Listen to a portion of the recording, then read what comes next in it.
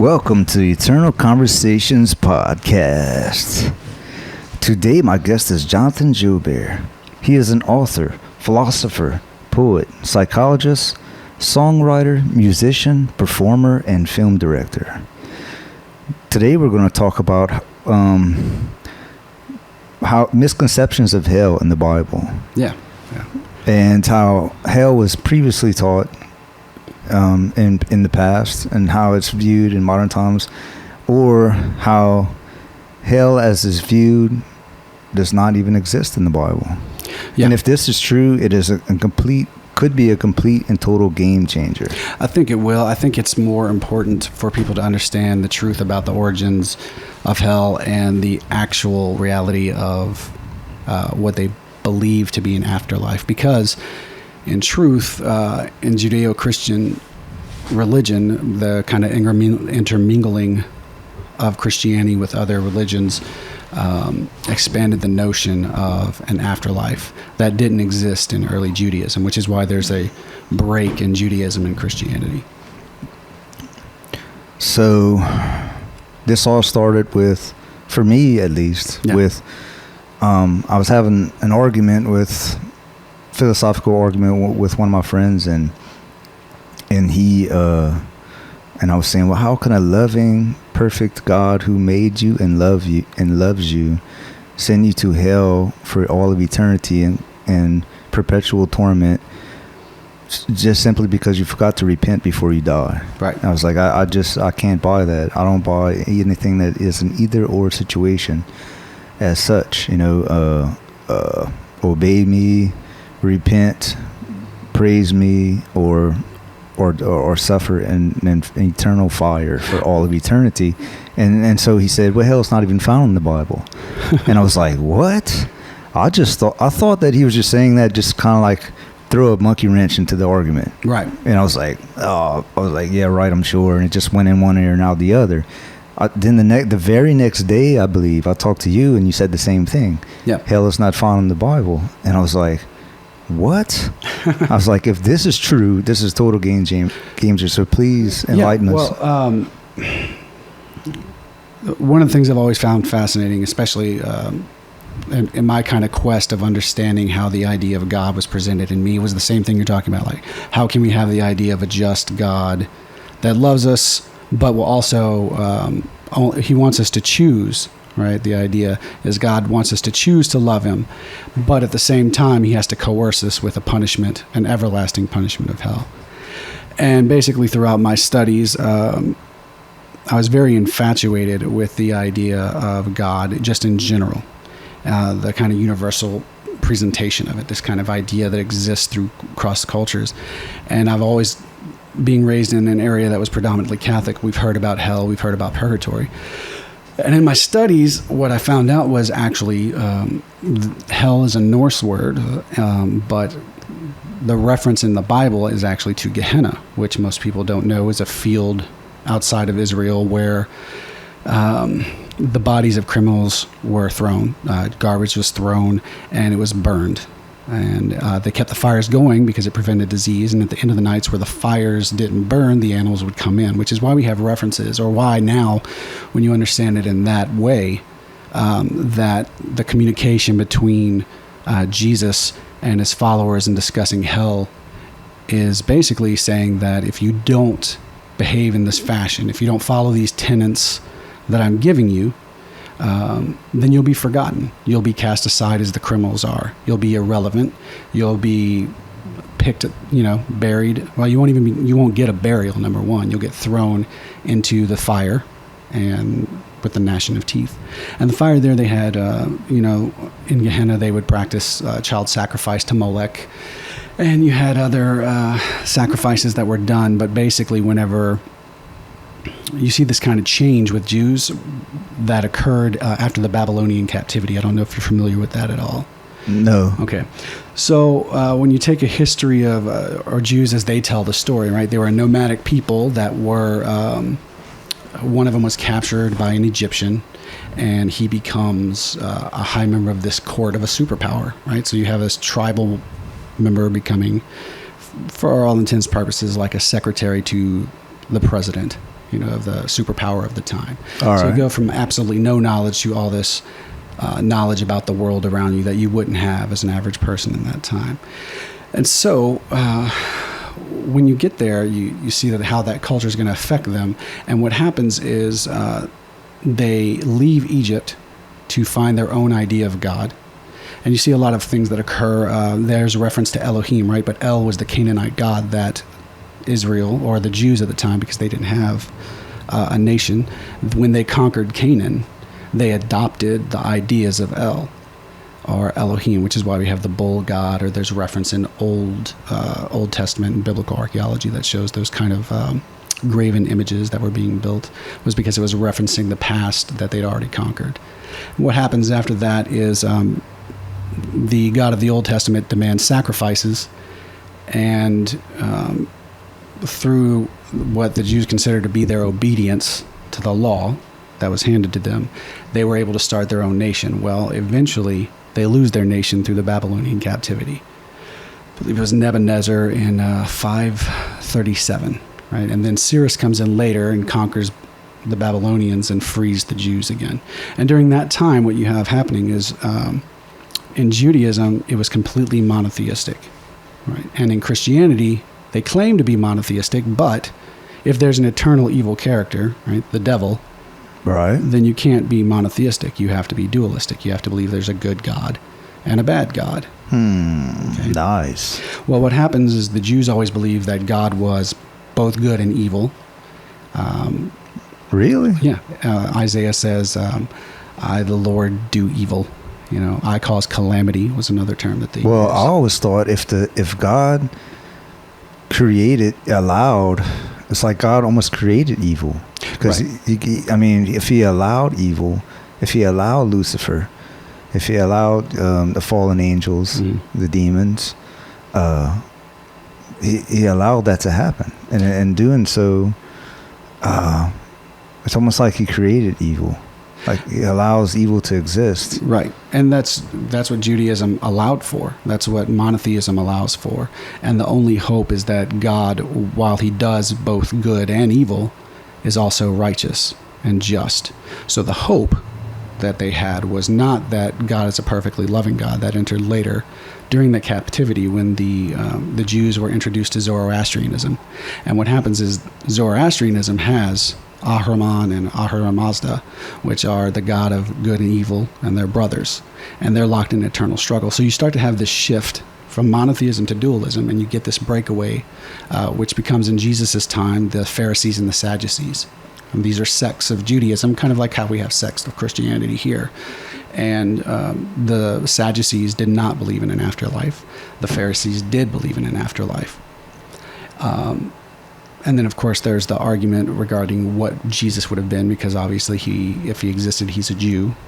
And so would he have believed in the pagan hell, or would he have believed in the physical world and the ramifications that it takes, and that those kind of beliefs and behavior have on us? And it seems, at least from New Testament scripture, that he was more interested in behavior than theology. And you see, that's what makes sense to me, because this is what I thought. If there is a God, then he, she, or it would understand human nature. Right. Because he, she, or it made us. And so we completely understand lustful thoughts. We completely understand an urge to lie. Or to gain advantage in some sort of way. Whether or not someone acts on it is one thing to a certain degree, but if, say, a man is standing there and a beautiful woman passes in front of him and he has a lustful thought, that's not his fault, No, and while it isn't his fault, but then thought crimes were introduced at some point. And absolutely. Jesus was, according to the Bible, Jesus was the one who first inserted thought crimes into the game. Yes and no.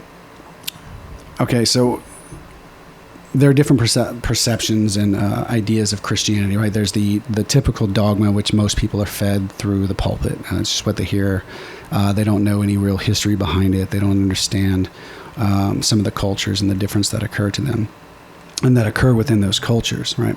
And so when you take a look at, they call this idea of processed or progressive theology. And the idea is that as human beings rise through consciousness, then they become aware as they go further and further throughout time. And in other words, while we evolve physically, we also evolve psychologically, and we also evolve our reasoning skills, because human beings aren't reasonable. We're rationalizing creatures. We're not rational creatures. So that being the case, the more we learn and the more we pass on culturally, the higher we evolve as a species and the higher our civilization can, I hate to use the term higher, the more accomplishments we can make as a unified species, the more... maybe the more civilized we become? Correct, yeah, the more civilized, the more beneficial. And I don't think there's anything wrong with the word civilization. There could be something wrong with the word society or culture. Yeah. Because culture is your operating system. And your culture can be wrong. Yeah, culture could be completely, backwards wrong, know. And so you grow up in this little box of these beliefs and these ways to think and these ways, and it's of course way worse in other countries, Of course. But and that's actually, you can't think what you want, you can't act how you want, you can't do what you want, but you can't even think what you want. Yeah. I think that's interesting that you bring that up, because the idea, and you brought this up, that there's passages in the Bible that appear as thought crimes, right? Jesus, there's the reference of, if you have lust in your heart, then you've already had an affair. Yeah. Okay. I think that is more a biological awareness of our inner nature than a condemnation of us. For instance, if our goal as human beings is to, whether it's put there by someone else or ourselves, if our goal is to unify, there's certain behaviors that we have to do that have proven to be beneficial versus those behaviors that have been proven to be detrimental, right? And at each level of this kind of existence that human beings start at, and it's perpetual because we all have to live and learn, and humans are born every day with no knowledge. We are a clean slate. We have no instinct.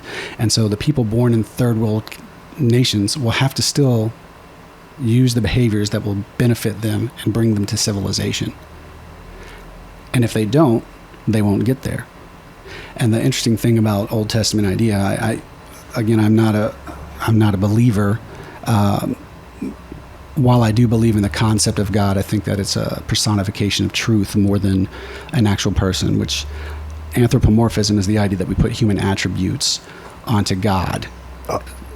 For me, it's the same thing. Like, I don't have a problem with believing in God. I just have a problem believing that he, she, or it has a face. Yeah. So and it doesn't. It's a spirit, right? That's the idea, is this intangible thing. And this is what happened with me on that, is that a lot of people think that philosophy courses changed me away from a belief in God. But it's not true. Actually, it was my first history course, which was a survey course of cultures and peoples over like a 2,000-3,000 year period. And every class was a different culture with a different religion.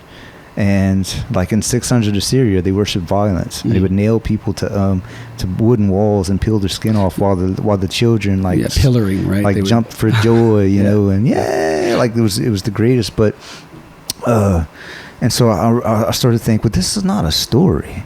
Like, these people really believe this stuff. Yeah, they did that. Like, absolutely. This is not just a story. Like, a lot of people fail to put themselves in other people's shoes, like, truly.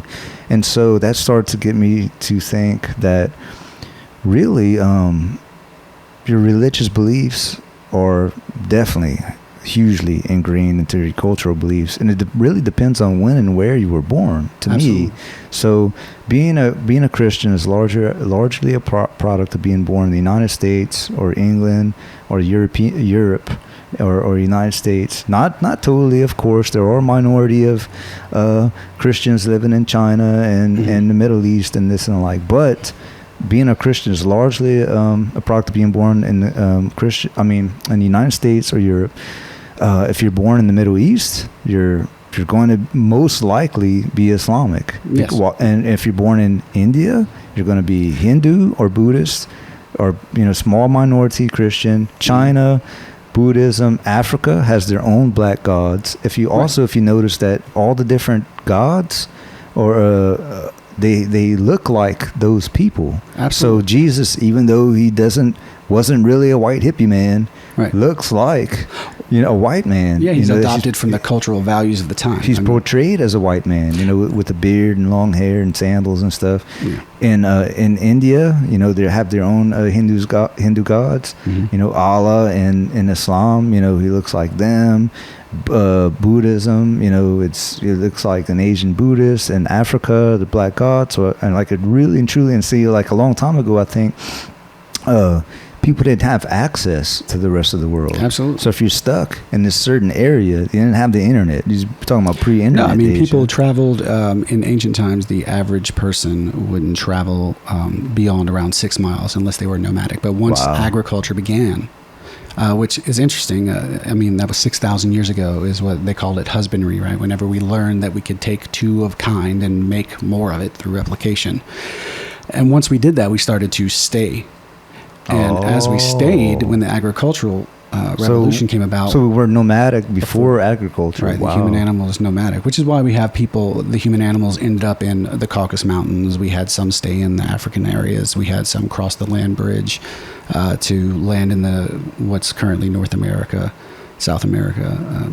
That really boggles my mind too, is that like there are people who live in Siberia, there are people, Eskimos, and who live in northern Canada, and like all parts of the world, Absolutely. From the hottest deserts to the coldest, Siberia, North Pole, mm-hmm. close to the North Pole, Greenland, Iceland, places like that. But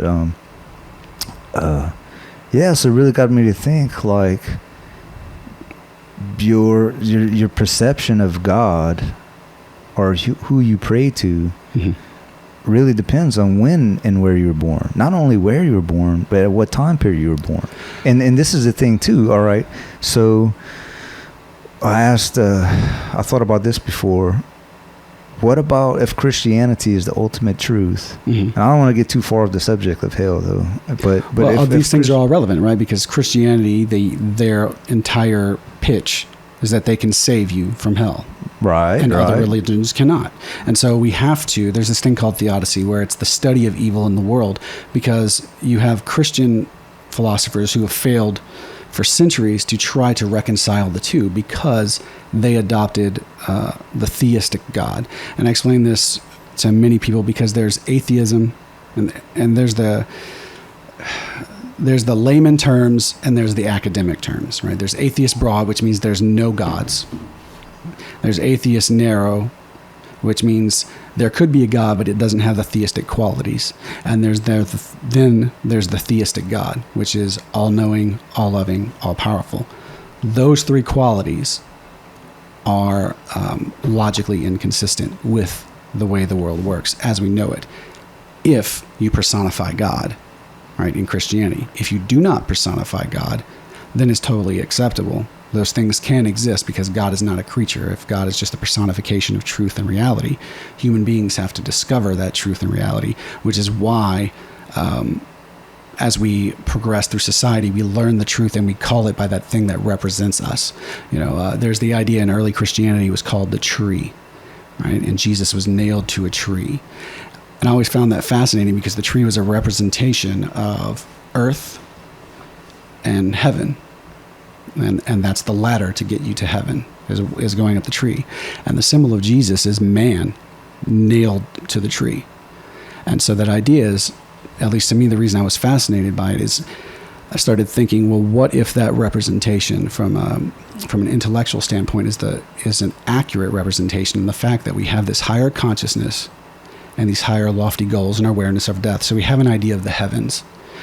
And simultaneously, because we are animals, because we are beasts of the field, we are perpetually stuck We're like half on this tree. we were like half gods, half animals. Right, You know? half God, half man. And so the idea is that is the symbol of us. And the call in Christianity is for the Son of Man to come back. And there's this idea, it's extremely heretical, by the way, and if you take it from the literal interpretation, and I want to say this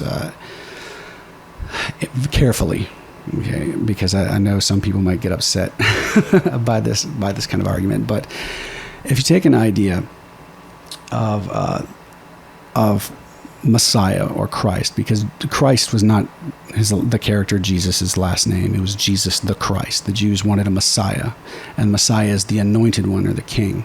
But when you read the New Testament, there's an interesting thing that happens, is they're no longer trying to build the earthly kingdom. At least Jesus isn't, right? Everybody asks him to, and he says, no, I'm here to reign in my Father's kingdom. The reason he's there to do that, and so the mythology goes, is that when the Jews finally got their nation and their borders, they wanted to have access to other kingdoms. And so they elected to have a king. And when they elected to have a king, that means, and they were cursed by God. And God said, well, you don't want me to rule you anymore. You think you can do it yourself. Go ahead and do it yourself. And of course, we see where that led the Jews. They're cursed, and then they get their nation back.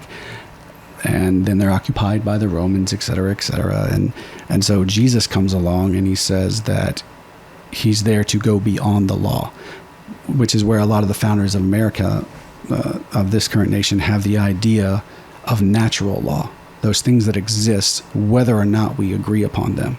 And so there's all these instances of Jesus breaking the law, breaking the Torah law, and yet we couldn't say that he was morally wrong for doing so. And it's just like what you brought up with the lust, right? The idea that when we have lust in our heart, are we really committing a sin or evil nature? And no, we're not, when we act in our beast selves, and we always have that in there. So in a sense, if you want to go from the idea of clean slate and there's no denying that we're very narcissistic as children, you could posit that at that moment, if there were no human intervention and no guidelines taught, we would continue down that road, which is why it took human beings 250,000 years before we stood up, and even longer before we learned to build things. Yeah. Well, and that's disputable too, because there are some people who believe that civilization has risen and fallen, like has risen to standards, even to the point of possible flight. Oh, absolutely. And traveling to the moon. I don't see any reason why we shouldn't believe that it's possible, because if it exists in our world, that means that it is practically and technologically possible. So say, like, the scientists say that mankind is relatively the same, has been relatively the same for the past 200,000 years. Yeah. Since Homo sapiens were Homo sapiens, they don't understand the links and all that stuff. But brain size was relatively the same. Why is it that only in the last, supposedly since the Egyptian times, now we have language, now we have technology, right. Now we have math, and of course things have accelerated, like light speeds in the last 50 years, the last 15. I mean, let's just 20th century. Yeah. You and I were both men that had no internet for half of our lives. So what would what were people doing for the 190,000 years before that time period? The same thing that other animals do, right? 10,000 years ago, there's a supposed large meteor impact. I don't know all the details right now, but a very large meteor impact, similar to the one that wiped out the dinosaurs. And so if that's the case, imagine now if the electrical structure, became disengaged. There was a solar flare. If Yosemite erupted, they say that if Yosemite erupts, it can cause a nuclear winter. Yeah. Which will wipe out the plants, food, electricity, blah, blah, blah. Things will start to degrade. If you let a car just go without running for, I forget how many years, but a couple hundred years, it would be gone. Yeah. It would be completely undetectable. But what I was going to say earlier was that, so if Christianity is right, what about the Egyptians? What about the Aztecs? Well, I would say those are pre-Christian. Right, absolutely. But what you see happened is, and this is what the Jews were remarkable for, they've kept their history alive much longer than anyone else, consistently. And they have watched nations rise and fall.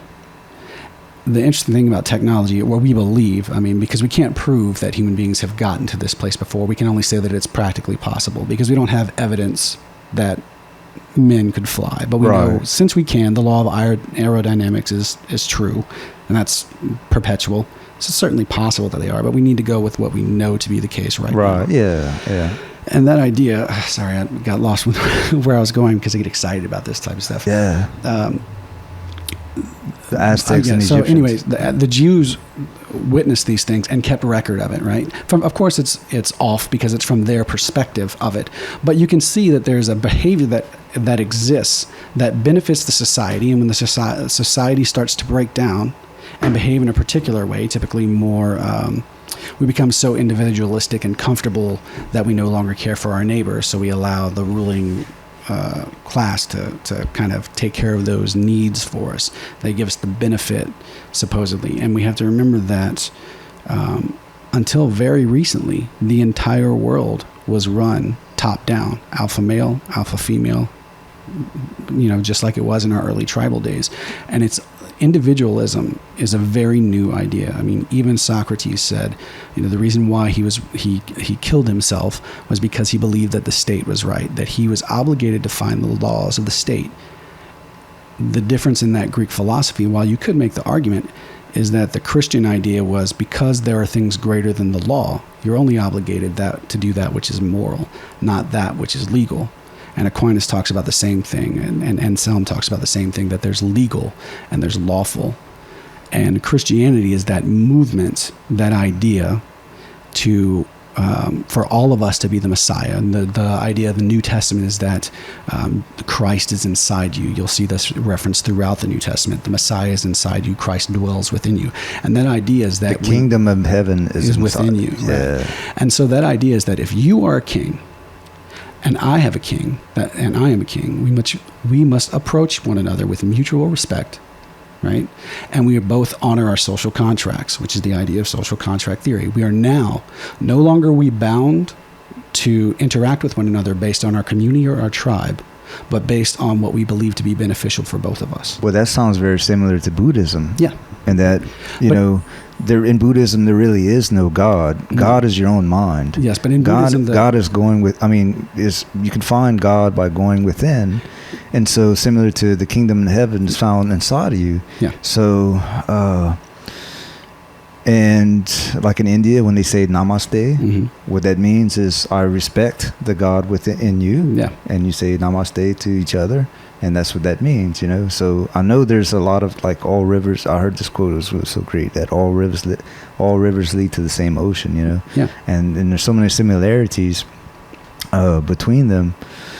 I think that there are, however, at least from my understanding in Buddhism, the ultimate idea is to reach nirvana, which is when you let go of the world, right? And you're no longer affected by those desires and those wants. To truly, authentically realize that change is inevitable.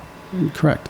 Like that is nirvana. Like to truly and completely realize that everyone gets old, everyone gets sick, everyone dies. Absolutely. Relationships and connections that you once had are going to be gone, are going to loosen and break away at some point, Absolutely. Your dad's gonna die. Your grandpa's gonna die. You're old. You're gonna become your own man. To quote Jimi Hendrix, "Castles in the sea." Right. Castles in the sand fall in the sea eventually. Kind of thing. And but the truth, and people say, "Oh yeah, I understand change is inevitable." I understand. But they don't behave as if that's the case. But whenever change occurs, like one of the most stressful and Psych 101, like one of the most stressful things to possibly occur is change. Yeah. Like change is tops the list in stressors. And it's even harder whenever you're entering into the kind of technological era, because we have this idea that things will stay the same. For instance, there's the global warming argument, and I'm not going to give a position on it here, but what I will say is that you have these people who are against it and for it because of the change. And there's this kind of communication disconnect where some people are saying, yes, things change. I just don't believe that it's man-made. And other people are saying, well, it's man-made and we have to stop it. So there's those who accept that it's always going to change. I think there's a general consensus at this point with scientists around worldwide that a change is occurring. Absolutely. But the argument lies whether or not it's man-made. And even if it were, or let's say that it is, by consensus, there isn't much that human beings can do, really, to deal with the world, because we don't control the universe. We don't control the world. Every time we think we do, the truth smacks us in the face. And it's harder now for us to accept this, at least in, I hate to use the term first world nations, but in these technologically advanced civilized nations, because when we see disaster, we can hear about it immediately and watch it occur to people out there. But our nature, we have no more predators outside of bacteria and viruses. None. We have successfly even dominated alligators and crocodiles. Yeah. Their only predator is man. Yeah. And it's weird. I always thought about that is that mankind or man, woman, by themselves in the middle of the Amazon jungle, naked with no weapons, would be eaten alive by mosquitoes alone. Yeah, they will die. We have no natural defenses besides a fist and teeth that are not fangs. Right. And fists are not going to carry us very far. Besides maybe like small mammals like a raccoon, we might be able to kick in the head. But we share a culture, and that's the difference. Is we share our culture where other animals don't. I used to be very much against the idea of dominion. Everybody told me that the idea in certain religions is that human beings have dominion over the earth. And I always thought, well, that's just, that's very egotistical. Right. To me, that perpetuates violence. Right. But the reality is the world is violent and we do have dominion over it. The reason that our civilizations have been built this way is because we have been responsible enough to receive these comforts. If we didn't, then we wouldn't be here. If we didn't spread our culture through desired volunteerism, we wouldn't have risen this high. We are social animals, yes, and that's definitely where we have the biggest brains. We are mammals with big brains. Yeah. We have the biggest brains. We were talking about that earlier about how we're half man, half God, half animal, half God. We are mammals. We have hair, skin, teeth, nails, give life, birth, everything exactly like every other mammal, like a cat, like a dog, like a cow, like a monkey. But the difference is our brain size is so much bigger, and that's what I always think, that there really is a huge difference between mankind, like such a huge leap between mankind and the animal kingdom. Yeah. Like it's just undeniable. Some people like to deny, like, no, we're just mammals and stuff like that. But no, I mean, we can find galaxies, we can find planets, stars. We know, we are aware. Right. Just simply being aware that we will die one day, we have a sense of the future. And that was the call to immortality, right? That goes back to it. Just precognition, this. I always look at it like the kind of prefrontal cortex, this layer is like, it's phenomenal. It's such a phenomenal difference, and that's why I always like a notion that aliens came down and had sex with humans. Well, I mean, zero proof at all. Right. Yeah. I mean, that is because there's such a huge difference. Right? There's such a huge difference. And it's the same notion of a creator God, right? I mean, one thing I think in the religions we have today is if you take a look at the main three. Right. Of course, Buddhism is also huge, and Hinduism is also huge. But if you take Christianity, a look at Christianity, Judaism. Islam, right, and Judaism, if you take a look at those three, the ones that have been the most influential on the planet, they all tell a story of creation that, if you take out the magical element, it does make sense when you really do accept that human beings were animals. Because when you take a look at what happens in Genesis is we are created, right, from the earth.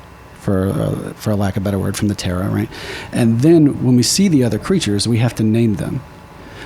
And that is how our language develops, because what we see is that in order for us to not fear something and to understand something, we have to interact with it first. And then we have to become comfortable and not fear it. And people fear what they don't know. So we defined it. And what I think happens is that Genesis story is the development of the human animal into consciousness. It's that story when human beings were walking in the garden with God. And I think this idea that they were walking in the garden with God, if it can be proven that one of the Jewish tribe members was raised in the Egyptian court, the Pharaoh was God. We know now, because we live in America, that a man and woman is in control, because we are allowed to know that. We are allowed to know that our leaders are mortal because we pick them. Kings and dictators in the past always said, I am either a god or I'm a direct descendant of God. Right. And that notion is the thing that when you take a look at the creation story, when man is walking in the garden with God, because he is a servant of God, he is a servant of the Pharaoh. And the interesting thing about Judaism is when he says, I will be what I will be, whenever he calls him to the Pharaoh, to me, that is the very first time that there is an atheistic worldview presented in Judaism, and it comes from Judaism. And it's the idea that any creature on this planet that claims to be God cannot be God because it exists on this planet. And therefore, God must be greater than that, and God is the ideal, which is why in the eschatology of Christianity, when there's an end of the world, the Jews will not fall for the Antichrist, because it is in their belief, this is the reason they're not Christians, is that in Genesis it says God will not dwell in the flesh. And so the idea that Jesus is God. I didn't know that. Yeah, it's Genesis, I think, 6:3. It's chapter 6. But anyway, he says God will never dwell in the flesh. Right? And so when Christians say that Jesus came and was God in the flesh, there's a different argument there. There's the Greek philosophical argument, and then there's the Middle Eastern philosophical argument going on. The church had this idea of transubstantiation, which is an object becomes that thing whenever we represent that it, when it holds the ideal form, right? So the idea is that if Jesus comes down and he does all of the behaviors that a God would do upon the earth, then he is a reflection of that God, and therefore he is that God, because he is that thing doing that thing. Right, all of his behaviors are, and of course, the idea is that all of us are to be like that. All of us are to be, and it's in Genesis also. They say, see, they're trying to become like the gods. It's plural, and there's a notion there of whether or not this is literal, whether this is the court of the pharaohs talking, right? And here are our slaves trying to become people, you know. Yeah, they're trying to become cognizant creatures. Yeah, and so you see all the interesting thing that occurs is just like in Gnostic Christianity, and all civilizations have done this. If they were the smart ones and the ones that kind of grew, is they go in, before they conquer everyone, they take all the knowledge, then they conquer everyone. They keep the intelligentsia and they bring them back if they keep them alive. Typically, they would kill all the males and they would keep the females to breed with. And after that, as we grew and desired to have knowledge and intellect, then they would go in, steal the things from that culture, take it, and then annihilate them. Which is why you had the library at Alexandria burnt twice. You know? Yeah, I think that is the greatest travesty in the history of the world. Yeah, well, there's knowledge there. It's the same thing with one of the arguments I tell people is there was so much ancient Greek and Egyptian knowledge. And it's in the current church now. I mean, Rome never died; it just became the church. And when you take a look at how much knowledge they have, that's in their library. And I bring this up when the end of the world, right, and the end of a civilization or the end of a nation comes, because they do come. It's going to be very easy, if there are immoral people, to convince those people now who have to start at the beginning again that they are gods. It will be very easy to walk into what was once a superpower, and 5 or 6 generations later walk in with all this technology and claim to be angels and gods. And angels were not, you and I talked about this, and demons, they weren't feathery flying creatures. They were just men. They were people. Messengers. Messengers is the exact term. And Shaitan is the obstructor, right? He wasn't evil. So you said that, say an army was coming to destroy, they used to rape and pillage and destroy a village or town. And so it was a man who came from the woods, a man with a good conscience, came from the woods, knocked on the door, say, hey, you people need to get out, because they're about, an evil army is about to come and destroy and burn down this place. Yeah, the Lord wants you to leave. Yeah, the Lord wants you to leave. And so they left, and they thought, wow, this man's... And they left, and what he said happened. Right. Sort of like in the beginning of Conan the Barbarian. Yeah. And exactly. So what he said happened. So they, wow, he was a savior. Yeah. He must have been an angel from heaven, a messenger from God. Right.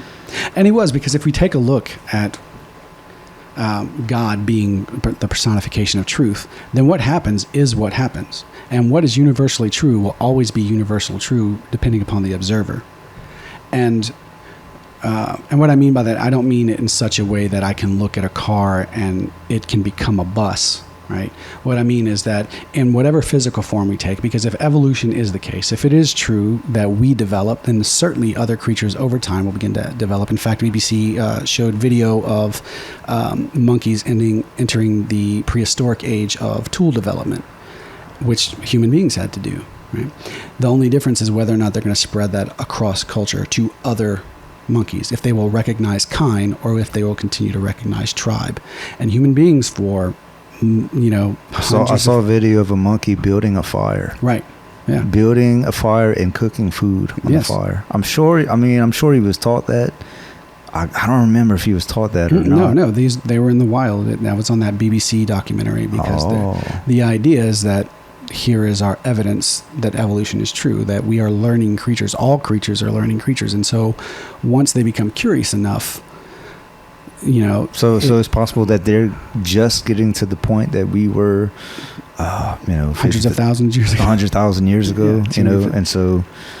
and their cognition, right, their cognitive development is still very small. I mean, they're still going to be hunter-gatherers, and then after time, they'll realize, well, I built this, now what will I do with it? Well, they might not even be thinking There's this interesting idea of... origin of consciousness in the bicameral mind. Right, Julian Jaynes. Right. And his idea, which I always thought fascinating, is that in our evolutionary development, we didn't have proprioception, which is our body's ability to know its location in space. So all of the thoughts that we had were considered external, while there was no external or internal. So if we heard a voice that said, go over the mountain or go over that ridge. So like it was us, but we thought it was outside. Thinking is talking to yourself. Correct. And then you choose what to say. We don't cause our thoughts to happen; they just happen. Mm-hmm. This was a big part of my thesis on Nietzsche, but he says the deed has no doer. So say you have a storm of thoughts, and you choose which one of those thoughts to think, and you make like a causal connection, and then you act, and then you think that you acted a certain way because of a thought, but it's actually a fictitious causal chain that you created after the fact. Right. Yeah. So thoughts just occur. You can't control which thoughts come into your mind. You can control sort of like which ones to use. Well, the only thing you can control, I think, is... That's debatable itself too. Right. But all you can control, I believe, is whether or not you have intent. Like I like to say that all human beings, because we're bound by the law of cause and effect and by stimulus and response, we all are, and because we believe that we can make choices, that we are all choosing to be a slave to something. We all have to choose to interact with the stimuli presented to us, but we can't choose to not interact. And therefore, in all of our interactions, we believe that there's intent, but there are those who have intent and those who are just our unconsciousness. And the idea is that we have to have a lot of unconscious behavior occur, because if we didn't, we would never leave the room, right? If I had to consciously think about every step I took in my day, think about when you first started driving a car, right? You get in the car and you'd have to hold it real tight. You wouldn't turn on the radio unless you were bold. And now we drive, we read our phones, we do a huge amount of things. And I know we're way off the topic of hell right here, but no, I'm just I came up with this theory that of the unconscious as being God. Well, the reason I would say that the unconscious can't be God is because the unconscious is not universally applicable to other creatures. So if we're going to have a universal truth, if we're going to have something that is universally applicable to all, it can't be dependent upon ourselves. So, but do you think that other animals believe in God? No, I think they will. Or affected by God? The thought of God? No, absolutely not. Because the thoughts of God now have become the personification of God, more so than what God was the actual representation. I mean, God, at least from the Judeo-Christian perspective, if it will be what it will be, then it is neither good nor evil. It simply is the case. And it kind of circumvents that moral argument. For instance, the idea that I made this argument in a philosophy of religion course because they would say the argument is for natural evils, right? The evidentiary argument for natural evil. If God exists and is all-loving, all-powerful, and all-knowing, then if there's an unnecessary natural evil that occurs in the world, he would have had the desire to stop it. Such as babies getting raped and killed. Well, no, because they'll say babies getting raped and killed is the choice of another human, right? But if a baby is in the woods, but what is his? And the fire what comes is the out, baby's choice, though? Well, the baby doesn't have one, but the human had the choice, and the baby getting raped and murdered is the person doing the raping and the murdering. So you can't say that that's a natural evil. When they discuss natural evil, they're still like hurricane, forest fire, blah, blah, blah. So the idea is that if a forest fire occurs and it burns a deer, right? And the deer doesn't die. It just stays along and suffers. And this is the evidence, the argument in class. Then that suffering in and of itself could have been lessened had God interacted, and he would have had the love and heart to do so. And therefore he would have been bound to end the suffering of that deer, right? But that's not how morality works, because morality has things that are neutral, right? Brushing your teeth has no moral value. It has things that are immoral, murder, lying, stealing. It has things that are morally obligatory, which is they call the negative rights. You have a right that I don't kill you. You have the right that I don't steal your things, and that would be my moral behavior. But then you have what they call super obligatory rights. And those are the things that you get moral credit for, because you don't get moral credit for doing what you're supposed to do. Right? You don't get moral credit for not murdering people because you're not supposed to murder people. But you get credit. Seems like you should, though. Right. But you get credit from saving someone. And everyone's thought of murdering someone. Absolutely. In their mind. Like if it's a base animal need. It's a base animal desire. If thoughts could be charged, if people could be charged and imprisoned for their thoughts, we'd all be multiple felons. Absolutely. Like, because we are animals. A million, you know. I mean, civilization's a choice, and I think. So say like the 100 times I've thought of killing someone or wishing I could have killed someone, and it wasn't my fault. Like it just happened, and I didn't act on it, of course, and stuff like that. Some people actually do. Yeah, and those people would be immoral. Right. But man, maybe I should get some credit for the times that I didn't act on. No, because all you don't of the get credit. 10 million things that I thought of. Right, but you don't get credit for doing the right thing, and the right thing is to not kill someone. Yeah. Right. If you were in a position where you had the opportunity to kill someone, like if you were violently defending yourself, where you would be morally justified to kill someone, but then you didn't, then it would say, well, that was a supererogatory moral action because you were totally justified and morally justified to defend yourself, and you chose to show mercy, and mercy would be a quality of a supererogatory action, right? Because it has to be chosen. It has to be something that doesn't have to be able Say like someone came at you with a knife, and you had a knife too, and you knocked them on the ground, and you knocked them on their back, and you could just stab them and kill them, but you don't, because you're like, well, I've done them enough damage, right? Kind of thing. So I just want to. But to circle this back actually to hell, right? Well, for the God is unconscious, though. Yeah. I want to say, like, we were talking about the unconscious a little bit, and this is something I wrote a long time ago. I haven't read it since. I'm not going to even be sure it makes a whole lot of sense, but I thought this was really cool to say. Is like, so this is what I wrote. My idea of God, or the experience of God, is basically that since birth, the unconscious collects and stores information that you recognize. It becomes a deep and vast library for that person. It becomes wiser than that person in comparison to their shallow consciousness. Besides, for dreams or drugs, prayer and meditation are seemingly the only way to access the unconscious. When one prays, one is accessing a personal library, communicating and maximizing his or her brain by simultaneously reaching it at all levels, from the unconscious to the conscious, to consciousness. The maximization of the brain is what causes a feeling of euphoria, since the brain is human beings' greatest asset, and for us possesses the most power. That person may also confuse receiving information from their personal library as being from an outside source, such as a god, feeling comforted by thinking that they are reassured in not being alone, and by having gained quote-unquote wisdom from their quote-unquote helper. It is irrelevant that one's personal library or memory is undependable, insufficient, or fallacious.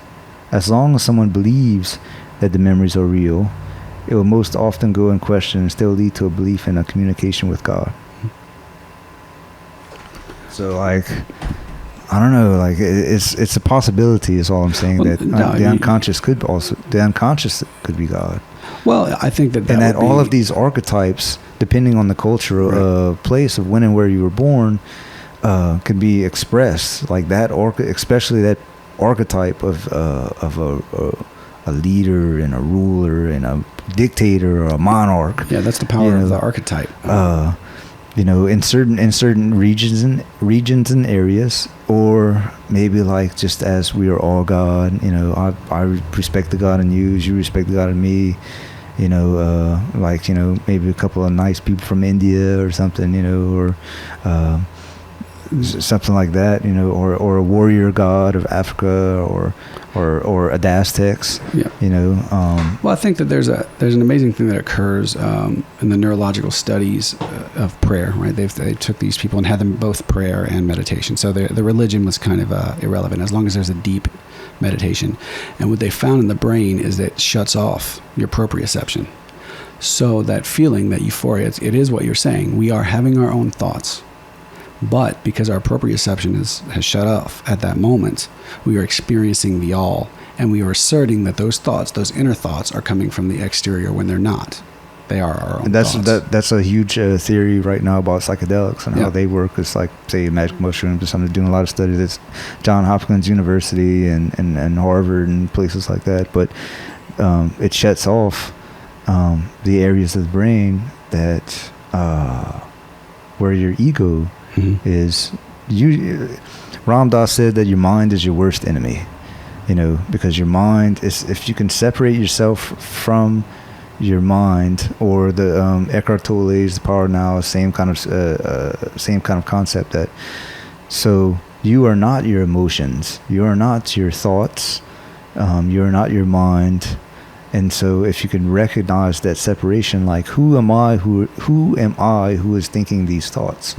It always seems to be the old, Descartes is still here, he's still around, dualism, Well, I believe in dualism. I think, at least for man, at least for human beings, right? I mean, because you and I have had this conversation to think about magic before, right? And it's interesting because when you take a look at the word pharmacy that we use today, it comes from the Greek term pharmakeia, and that means sorcery. And sweet, right? And so I used to tell people that I always felt that technology and science is just magic defined. Because if you take a look at our history and how we accepted the oncoming of knowledge, I mean, I think it's in Massachusetts, I might be wrong, where the sheriff still walks college graduates onto stage as a part of a tradition, because the people in town would try to execute them as witches, because they were educating themselves and they were learning magic. And when you see kind of how we progress in our fear of knowledge and our fear of these things that are kind of weird, when we don't have the appropriate moral responsibility to handle the knowledge that we've gained, people fear that because the ramifications of what we learn is often dangerous. You know, it's learning to fly is a great, and it is. Yeah, and to go back to, like, you're talking about, individualism is a modern concept. Absolutely. But I think it's extremely, I think so. I mean, it could be argued that it started in the 60s, say, you know, but especially now with the internet. Yeah. So now with the internet, for sure, like, especially people are in less need of a hierarchical system. Right.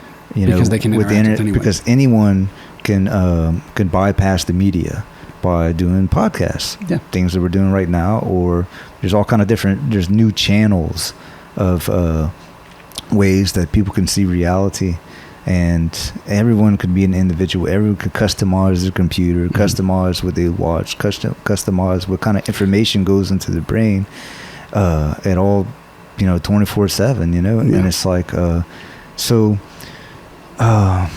I forgot the point I was going to get to about that. So that's really an important point. But before that, all throughout history, there was always a need for this one man. Like, I don't think that there's a need anymore for this one man to be the leader of the whole of 300 million people, right, or woman.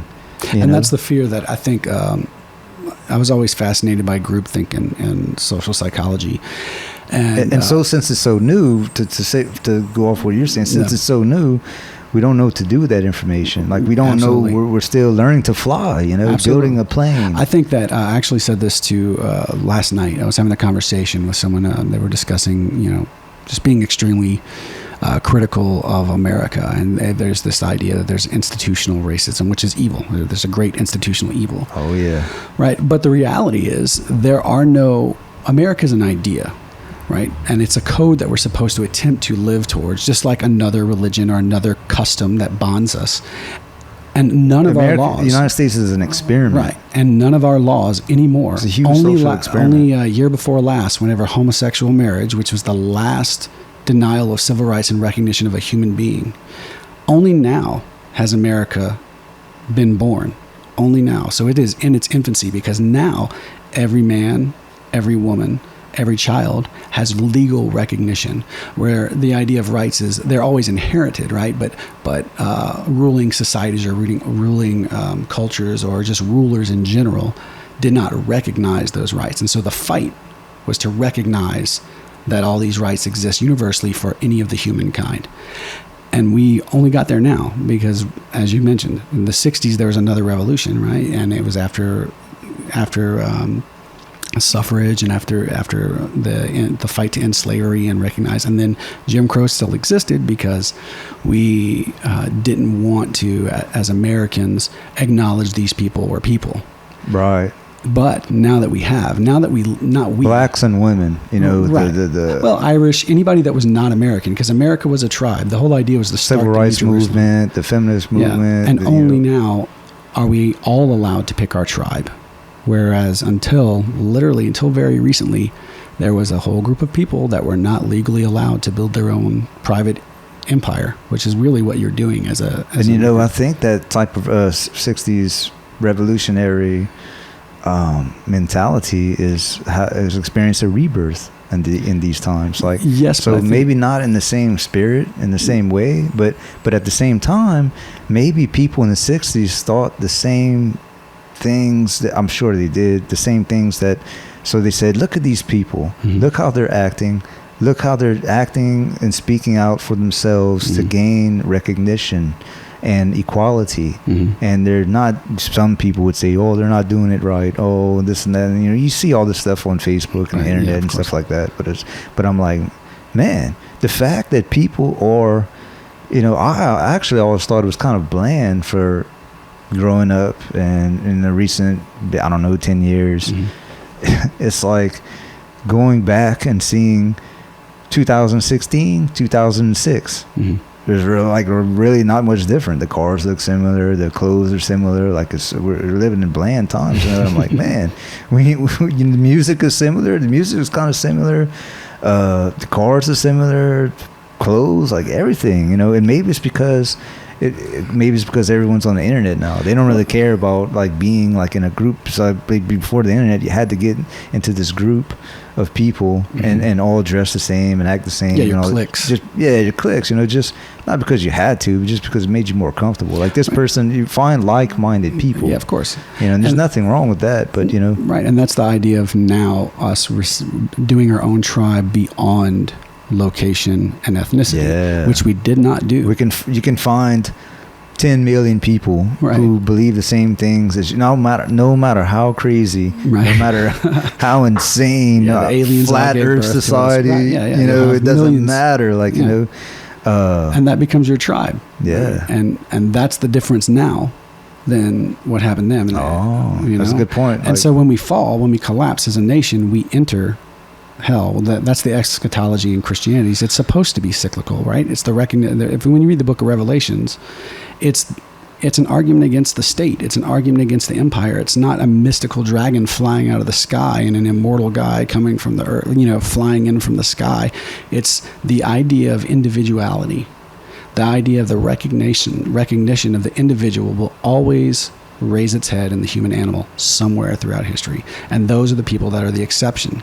Those are the people that are the exception to the rule, or the exception to the norm, and those are the ones who facilitate great change.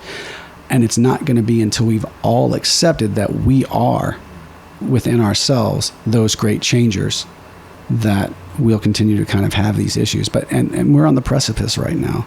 And we can either free fall back to Gehenna, where our civilization collapses and we go back to tribalism and beast-like behavior, where we have no technology anymore and we fight with everyone who's outside of our borders, et cetera, and we can go that route and build it again, which I'm sure it's happened several times. Or when the trouble comes, we unite because we're bound by a universal code of ethics, which America is that idea. Again, the New Jerusalem idea is that now, and only, again, now we're in its infancy.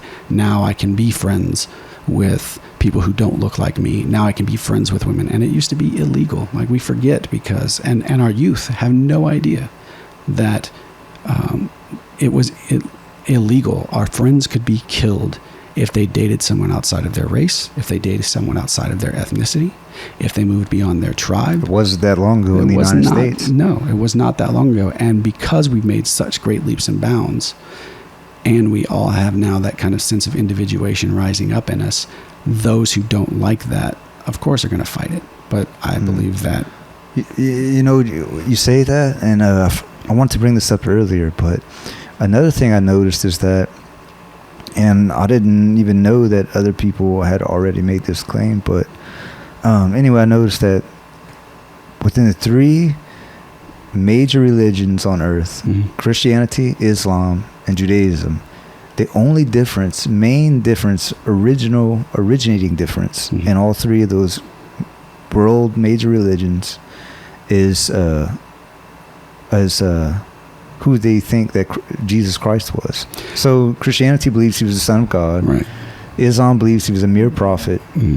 Jews believe that he was a madman and killed him. No, that's not correct. That's what the Romans said. The Jews just believed that he wasn't a prophet, right? The idea is... I thought it was like, how dare you claim to be the Son of God?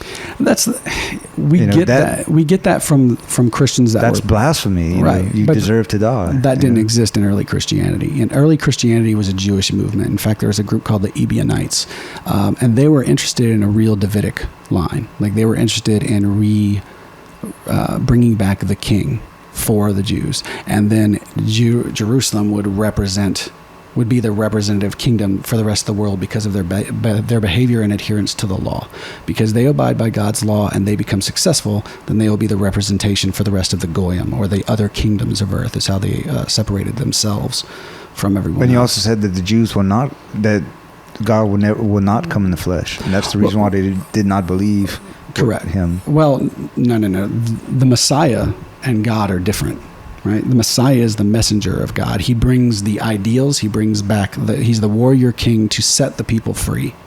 And that's why the Jews didn't believe in Jesus, because he didn't come back and wage war. As a warrior king. Right. But the idea... As a preacher of peace. Right. And that... Love thy neighbor. Right. Is opposite. And the idea of this afterlife that came about after the kind of Zoroastrian influence was one of those things that assisted people in their moral development. You know, the idea that... you know, it's much worse to imagine that you'll burn forever in fire to kill someone than you'll just go to the grave as the person next to you who did good things. Right? Because some people don't care whether or not they're immortalized or remembered. They're just sociopaths. They're just sociopaths. Well, I think that, like, for every animal, what it loves the most is to be paid attention to, and for our pets, you know, and for every person, what they really want, love, desire the most is to be remembered. So, so everyone would like to think that when you die, people are going to care at your funeral. Yeah, they don't. They're going to cry. And I've been to the funeral. I've been to a few, and it's pretty messed up, man. I've been to a funeral of a couple of bastards. You know, of course they were bastards and in life, and of course they're like these beautiful angels when they die, and they're in heaven with God and hugging Jesus and this and that. But anyway, I've been to a few funerals of people where no one showed any emotion, no sadness, no crying. They just showed up. It was totally obligatory while they were there. It was their grandpa or something like that, and or their kids, even. Tradition, or their kids even, you know. But they had zero connection with their kids while they were alive. Yeah. So when they died, the kids were at this, you know, the funeral, and they're like, yeah, damn. Yeah. You know, he's gone. All right, another one down. Now yeah. Deal with it's like, well, tomorrow move on, you know, sell his house or something. You know? Like, so that is a very terrorizing concept to think about. And I even know one man who committed suicide, and he was a severe alcoholic, but committed suicide, and he didn't even have a funeral. Yeah. I remember you saying that, was he Catholic? And I said, oh yeah, because suicide, they don't let you get buried on consecrated ground. Oh. Because the idea is that they have to keep you alive. so is the idea you were saying of hell that basically what it means is when you die, you'll just be thrown to the woods, thrown to the bonfire. Yeah, because they were differentiating between those. Like in Job, it says, who can say that man is greater than the beast? Both go back into the dirt, right? Genesis, ashes to ashes, dust to dust. All of those. I'm sorry, Ecclesiastes. Anyway, all those statements continuously say that this is the life you have, and when you die, you are unconscious. That is the end.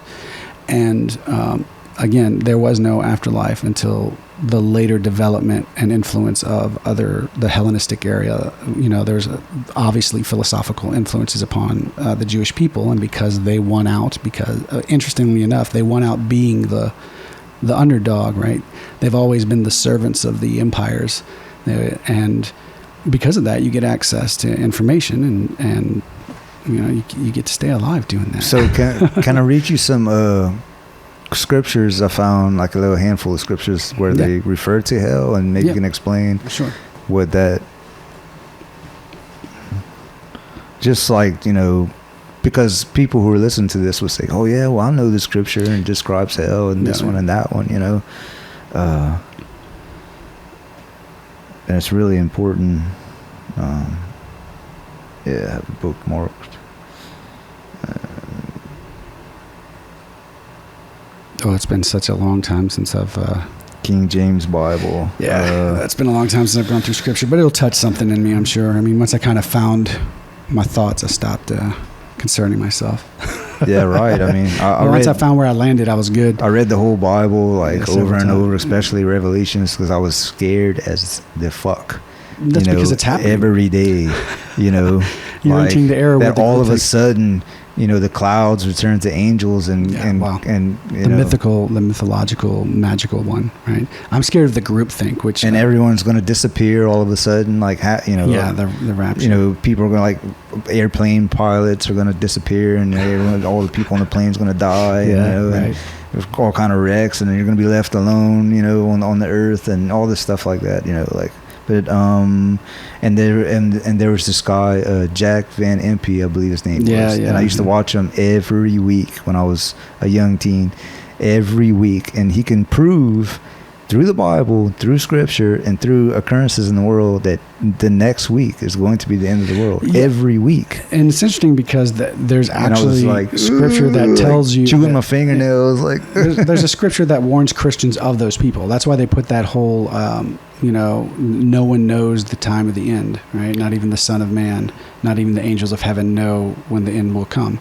And I think that idea is to warrant people, to keep them safe from those. So he was an evil man. Yeah. I mean, he's using fear, right? The idea is that we should be prepared that our civilization will collapse, because really that's what it is about. We have the world of man and the world as it is, or the world of nature, which is man's true world. That is God's world. That is the world we have inherited.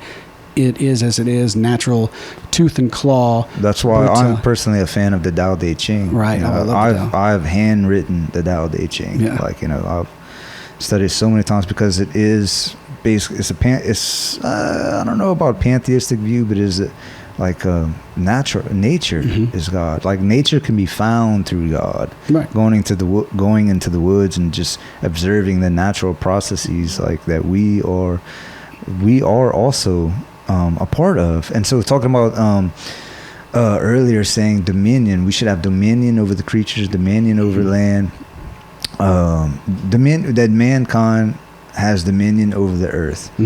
To me, and according to Alan Watts, that is what creates violence in this world, because we like to walk around feeling like we are aliens in this world, like, why, what is this, we are separate from an environment, like, why are we here? What look at all the, like, these trees and these animals, we are so different than them, because we have this extended awareness, this prefrontal cognition and stuff like that, but prefrontal cortex cognition and the like, but or the awareness of death.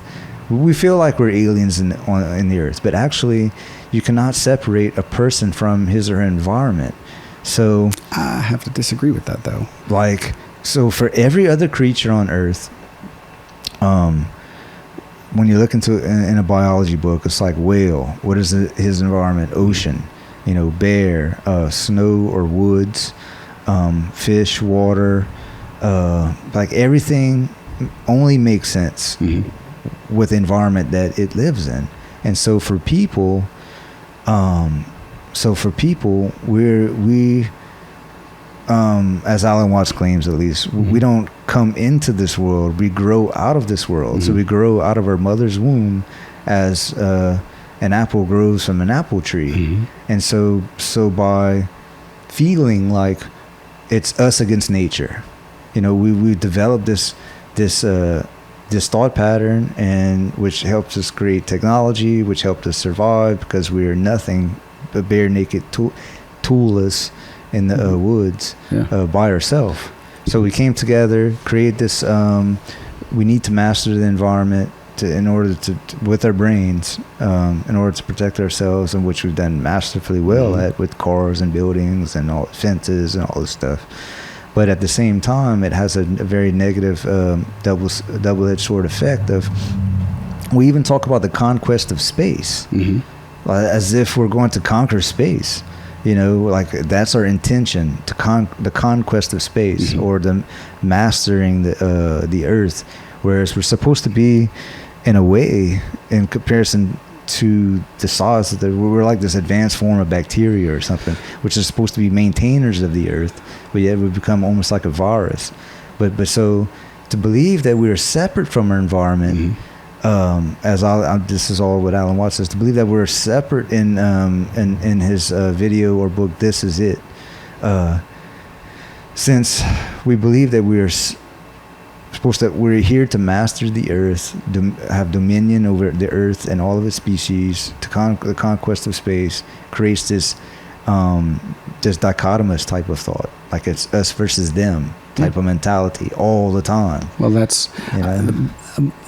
Dominion exercised correctly would be stewardship, though, right? I mean, we can be bad stewards, and often human beings are, but the truth, right? The idea that the theologians would argue is that if we follow God's law and we are good stewards, then we will get the benefits of being good stewards. I can't say that the idea of dominion is what perpetuates violence, only because we arose from violence. The world is violent. We can only look at it now when we go vacation because it's a choice. When we decide to go camping, it's in America. We're choosing to live in nature for a weekend, but then we leave again. And it's because philosophy is a luxury, right? You know? Right, exactly. Because I can think deep when I don't have to hunt for food. Once our basic needs are met, sex, food, water, shelter. Then after that, then you can start thinking about, okay, how can I make myself more comfortable? How can I make myself a chair? Yeah, there's a study. There's a bunch of studies on dealing with survival versus thriving, and those individuals that if you take a look at a person, there's so many people in the world who are still in that survival mode. Yes, like, where's the next meal coming from? That's it.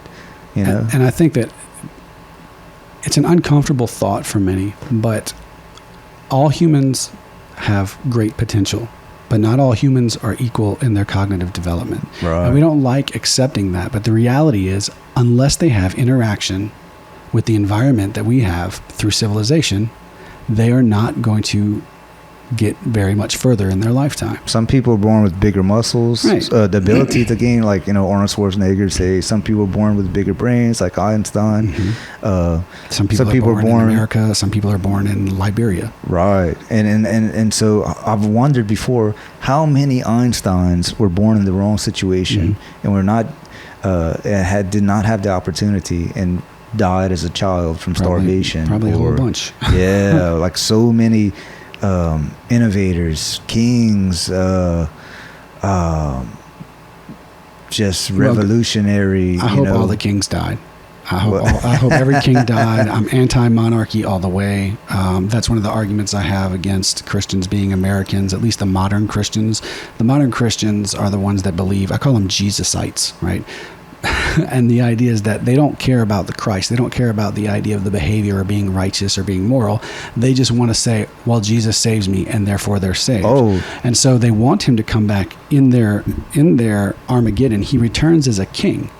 Well, you can't say you want to belong to a republic and want to herald in a king, because that's a monarch. And I don't want to be ruled by a monarchy. I don't believe in that, because I believe, probably like Jesus has argued, probably like Buddha has argued, is that as an individual, I can choose to interact with anything on this planet that I want, and if I govern myself by with a certain code of conduct and behavior, I will get much further than if I, to quote scripture, live by the sword. Then I will die by the sword, because I set that standard of behavior that is due to me. If you and I are arguing and you pull out a gun, you're setting the standard of behavior. That means now I know that if one of us is offended, I get to pull a gun. Yeah. And that's, because you said it was totally okay. And so that's the idea, is that we are the reflection of one another. I mean, the Greeks say there's the anima and the animus, which is that which dwells inside of us, of the female and the male version. And we're perpetually looking for that other half of ourself. But it's not that we're looking for the half of ourself. We're looking to recognize that other half of ourself in someone else. And I think part of this is from the structural development of cultural and social norms.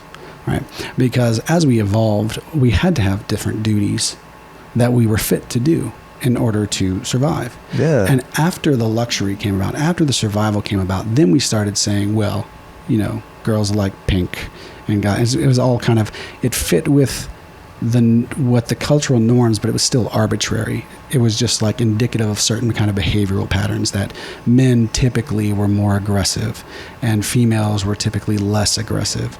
I actually saw a couple of studies recently that proved that what you're saying is not the case. That so they put male and female children, babies, in a room.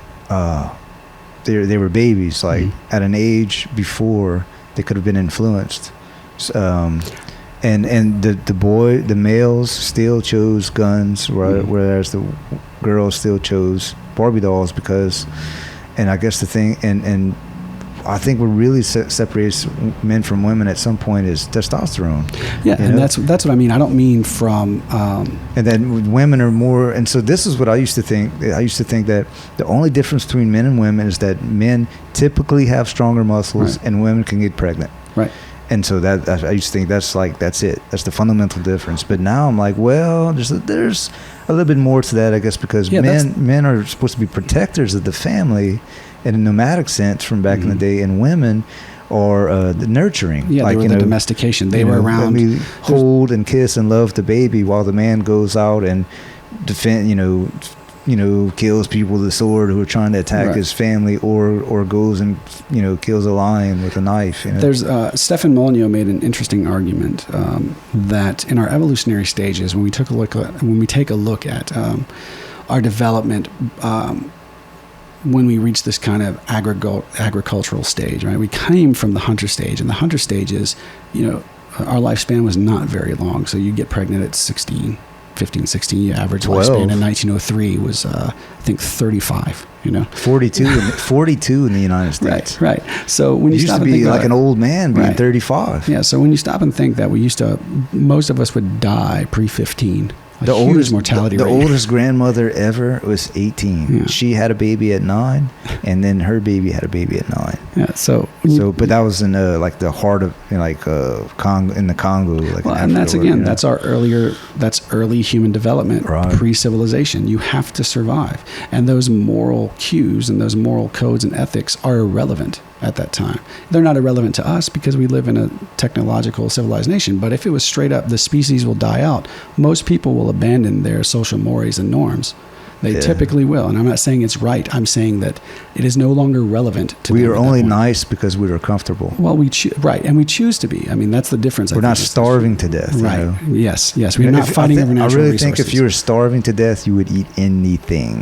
That's, I think, you would eat a piece of shit on the ground. You would eat another person, possibly. Probably eat a person. If you were hungry I wouldn't murder a person, but if they died, I would eat them. Absolutely. Yeah. If it was that or starved to death, I would eat them for the hope that I would survive. So I bet so many people would murder someone if them and their family was starving. Yeah. And this person was an asshole. Well, and that's the breakdown into this dude's an asshole anyway, and it's a nuclear winter. Right. There's 0 food and 0 animals to kill or eat. Yeah, There's no other options. And that's nature. I mean, that's the natural order, And well, anyway, back to what Molyneux was saying. He was saying that once we were domesticated, that there were 2 different perspectives of nature. The men would still have to go out and find the food, and in nature, it's tooth and claw. I've got to kill something else that might kill me.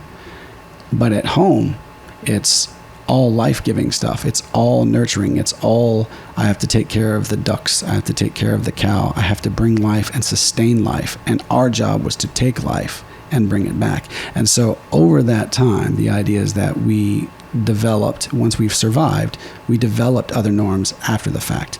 Now, biologically, there are obvious differences between males and females. I mean, estrogen, testosterone. And then there's a lot of behavioral differences that come from the different types of hormones. But through our kind of conditioning, that those things were not done by some evil patriarchy or man in a closet that was like, woman, fix food, man, go hunt. It was what worked. Right. What my chosen, because there was no social contract of marriage, right? It just has to be acknowledged. My mate cannot run and hunt while she's pregnant. Not a human, not very well. And after she has birth, she certainly can't, for a few days, she can't get out, run around and start stabbing lions and, shooting deer. She's got to rest. And so she's out of commission. And if she does, men typically have stronger muscles, yes, yeah. And stronger, more bone density as well. Yeah, so like we're just better suited for hunting. And so the thing is, like, so what?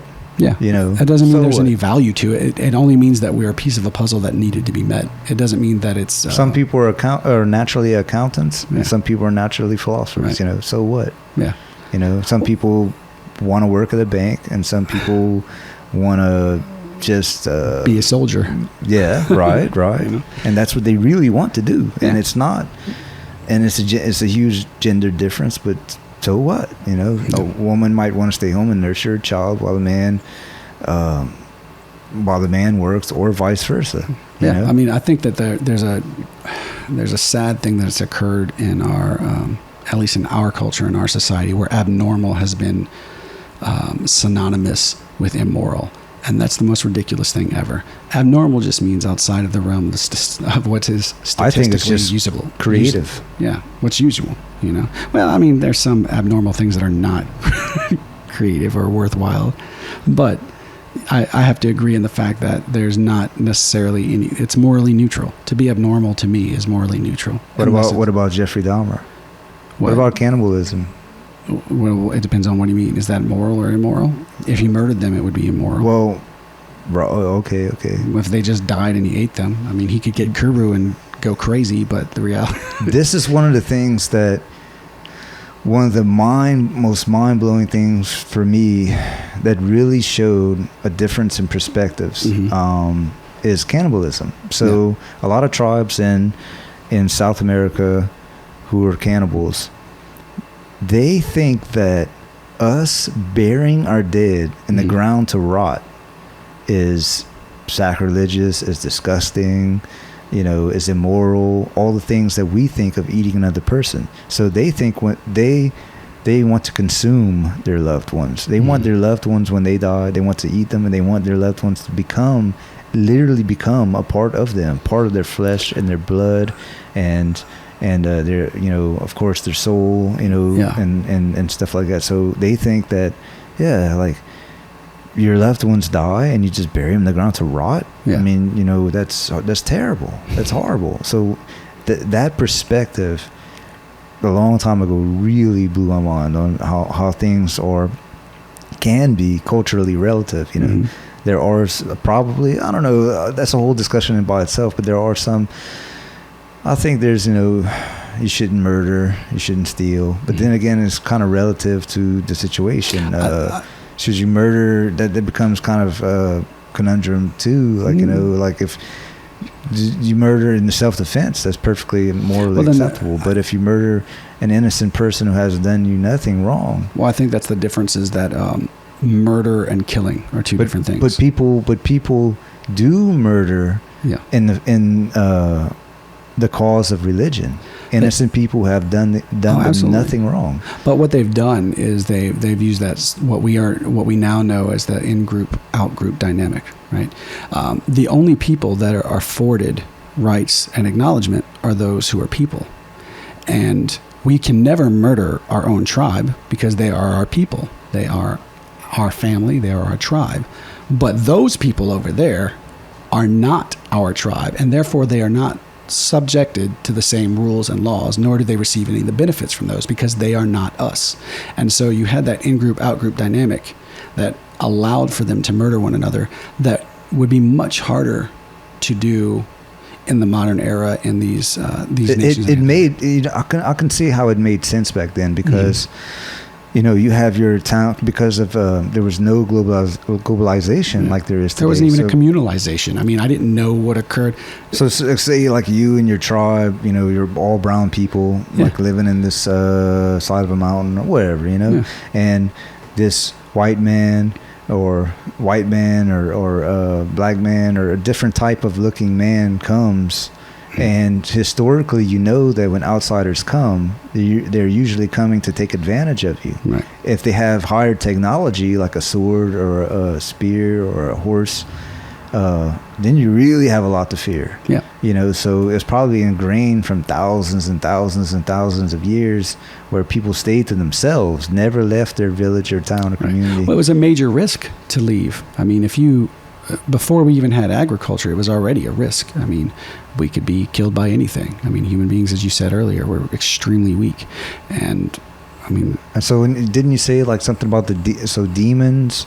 Yeah, demons the beasts of the field, you know, go out into the night, like, you know, just go out into the night and there's a lion or a bear, just, you know, just they don't care. They'll just rip your face off and eat you. Yeah. You know, those are the monsters of the dark.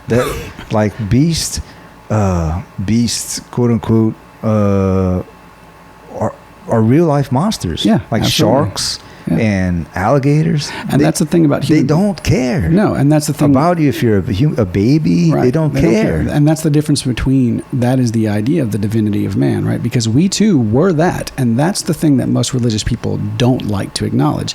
With the idea of creation, what they've done is they've taken the very realistic evolutionary period of consciousness and development of civilization and thrown it aside, and they view the created individual, the created human being, as what they are now, because we project it backwards. So there's this assumption that the earliest man had all the knowledge that we have today, but that's not true. That's never the case. Again, go into the woods naked with amnesia and see how far you make it.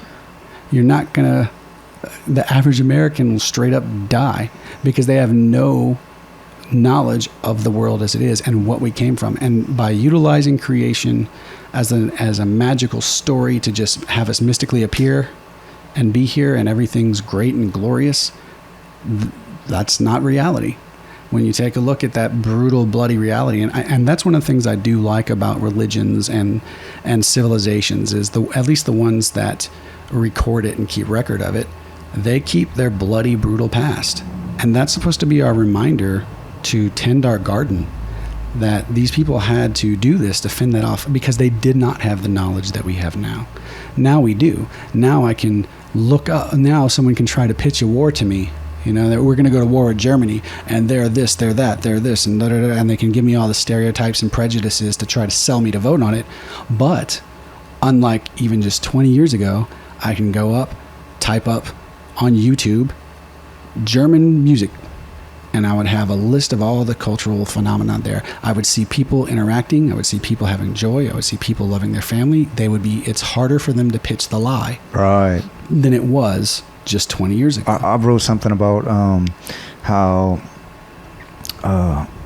with the advent of the internet, the rise of the internet, that it's going to cause less racism and prejudice because we'll be, you know, like even in the 80s, people, they had the metalheads, they had the people who listen to rap, they had all like these different groups, and that's fine. But like in the 90s and the times that we grew up, 90s and 2000s, we were exposed to all kind of music of all different types. And like I say, if you type in something in YouTube, you know, a bunch of different, you know, classical Indian music might come up, you know, Tupac might come up, you know, you search for Metallica, you know, and for some reason Tupac and Indian music is, you know, thrown in there, you know, like, and so just surfing around the internet, you know, you could just like find all kind of different cultures, beliefs, and that's, like, it's so global. But the problem is that, so it seemed to be that way for a while, but now in really recent times, 2016, it seems like the internet is making racism worse. I think that what the hell's going on there, you know? And now we're getting on it's like a different subject, but this all kind of ties in, because the idea is that, right, we are supposed to have a culture of ethics and behavior, and we were talking about this earlier with America is not racist anymore. Americans are racist. The social change that people are fighting for, it is a legitimate change, but we have to get rid of the hyperbole, meaning the over-exaggerated and hyped-up arguments. And we have to be able to acknowledge the progress that America has made and that it is in its infancy. And now, before, people were arguing for the government to recognize them, recognize your rights, recognize us as people, give us our justice. And now, you can't do that anymore and make a reasonable argument. Now you have to go to your community. And that's the difficulty, is people are still fighting the shadow government to make changes that already exist. There are no laws any longer on the books that say straight up, well, maybe you could argue affirmative action and whether it's relevant, that's a different argument together, but there is no legalized discriminatory law that is not punishable, that is not and it's not promoted. Whereas just 30, 40 years ago, it was completely legal to beat someone who drank out of the wrong water fountain. And that was state sanctioned. That's the institution. That institution is dead. And people who want to argue against it, they're making two different arguments. They're making an argument about America, which is the laws and the land and what our ideals are, versus our behavior. And our behavior has to change because now our nation is ahead of us morally. And that's always how it kind of happened, right? The entire idea of America was to step outside of the kingship, step outside of monarchy, and build the new civilization. And they based it. I used to go back and forth because, yes, many of our founders were deists. But many of them, while they were not Christian, admitted that the idea of the Sermon on the Mount and the Christian philosophy was the thing that they wanted to base their nation on, because Jesus broke all the laws. Well, not all the laws, but he broke the laws of the Jews for the moral good. The Sermon, not the Sermon on the Mount. And sort of how the United States was founded, because they thought that by coming to this continent and being able to create their own, break all the laws of the English. Yeah, and create their own nation. Yeah. They wanted to be, again, the New Jerusalem. They wanted to be the new It tribe. started out as a huge experiment. Yeah, yeah. And it was to me, it was a completely righteous one, because the argument is, while there is a natural order that we saw for a long period of time of top down, alpha male, alpha female, the reality is, once we move past the beast, we have to accept that we are changing. And that is the idea of the divinity, is if we are truly beyond just man, the animal, and we are now the sons and daughters of man, we are the next thing, the next conscious evolutionary step, then that application of a dictator and a monarchy and a god as an overseer is no longer relevant, because we have now consciously chosen to follow the ethical, moral code and build our civilization. You know what's super awesome is I'm going to be doing a podcast with one of my friends called David Starhart, and his big thing is his main message is that we should be, so you mentioned earlier that people don't want to really act out like Christ, they just want to believe in Christ to save them from hell. And his from Gehenna. his main message is his life, his main message and the way that he lives is he wants to live like Christ. He thinks that we should be like Christ. Well, that's don't just go to church and hear about Christ, read about Christ, and say, "Oh, well, that guy over there," or those or point the finger and say, "You should do this, you should do that. What's wrong with you? This and that." Instead, like, no, just take Jesus's life and the way that he lived, and be like that. So I sort of think the same thing is true with Buddha. And there are many other examples too, but those two examples, to me, Buddha and Christ, if they were really actual people who lived, but anyway, assuming that they were, Buddha and Christ were people who gained the highest level of consciousness, the highest level of awareness possible. I would gain enlightenment, I guess you could say that, but that's kind of but anyway, gain the highest level of consciousness and awareness and empathy and the highest cognitive levels possible that a human can obtain up to that point or up to this point. And they went around teaching people. Buddha and Christ both did not believe in rituals. So they tried them. At least Buddha tried them. He tried the fasting. He tried the rituals. The saying mantras over and over and over, singing mantras, fasting, all that stuff. He said none of that doesn't work. You're wasting your life doing those things. So he said, I'm just going to go sit under a tree, and I'm going to go within and meditate within and find the kingdom of heaven inside of me as hard as I possibly can for as long as it takes until it happens. And it did. And so the legend goes.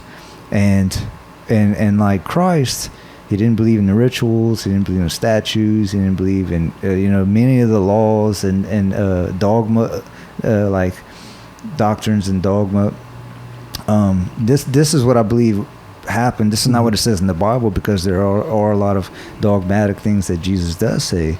I'm the way, the truth, and life. No one get to it, my Father, but through me. It's kind of like an either or situation. Yeah, that was out there. The truth about that, though, is that was once the Greeks got involved, because all those statements occurred like 150 years after he had died. Yeah, so once they had become Hellenized, right? Once the Greeks got a hold of it, once the Romans got a hold of it, and they wanted to kind of taper off the rebellions, so to speak. They did a very smart thing where they saw the Christian religion growing, because one reason it was so successful, and many people don't know this, is that it was free, right? And most people don't know also that in the first century, Christians were the welfare system of the Roman Empire, right? Because if you died, you just died. That's where like they didn't have great hospitals and everyone received wonderful health care. Yeah, right. You had to take care of the poor yourself, and so that was their behavior. And when it started to grow and it started to become harder to stop, because it won out against Mithraism, which is also a salvific religion, right? It also has a savior in it. But the difference, it was a savior of soldiers, and you had to pay dues. Well, I mean, the average poor person can't pay dues, and they felt like they didn't belong. So here was this new organization that would accept you whether you had money or not. Yeah. It accepted you whether you were able to fight or not. It wanted to look beyond the stereotype and look at the content of the character, for lack of a better term. And that was one of the things with the, I always enjoy the story, and I bring this up frequently with the Good Samaritan story. And most people look at it as like, oh, well, he's just supposed to do the good thing, and the priests walk by and they just ignore him, and that's him representing him as an evil man, okay? When the priest walks by, the argument is, well, the Good Samaritan, who was the enemy of the Jewish man, was the one who saved him. But what they don't realize is that it was illegal. It was against the law. It was against the Torah for the priest to touch a dead body. So if he believed that the man in the ditch was dead, then it is his moral obligation and his duty as a follower of the law to move on, because he cannot risk bringing that back to his people. The moral argument was that the Samaritan did not follow the Judaic law, but he followed God's law, or what would be natural law, and did the moral thing without having to, without being told. And that's what they used as the salvation being justified to the Goyim, right? Is that Jews, here's your salvation if you behave in accordance with this. And then when we represent that to others, it will change the world, because they will behave in accordance with the true law. That was the whole organization, is we're going to throw off the earthly kingdom. And Christianity, really, a true Christianity, is anarchy. It is philosophical anarchy. And there's scripture to justify it all over the place, because there's not one part where Jesus says, give your money to the government so they can do good for your brother on your behalf. It is all, if you have an argument with your brother, do not come and give money to the temple unless you have remedied that argument with your brother. Same thing with Buddhism too, right. Like, and that's the thing about the ritual, like what you were talking is those rituals and those laws, which were necessary because human beings are creatures of habit, and not everyone is brilliant, right? Not all of them are introspective thinkers. The basic animals need these kind of guidelines and rules, because we still have to be told. Again, we are a clean slate. We have to be told and taught how to behave in such a way that it will benefit our culture and benefit our people. Which to me, and when I say people, I mean human beings, right? And what I was going to say is that that I want to go back to, so Jesus and Buddha, I think, were people who gained the highest levels of cognition possible.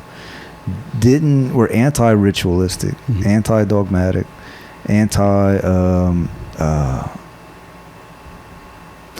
having to live an exact certain way in order to gain a higher state of awareness, mm-hmm. but instead just through actions and going within and this and that. Anyway, I think there are people who gain the highest levels of consciousness, who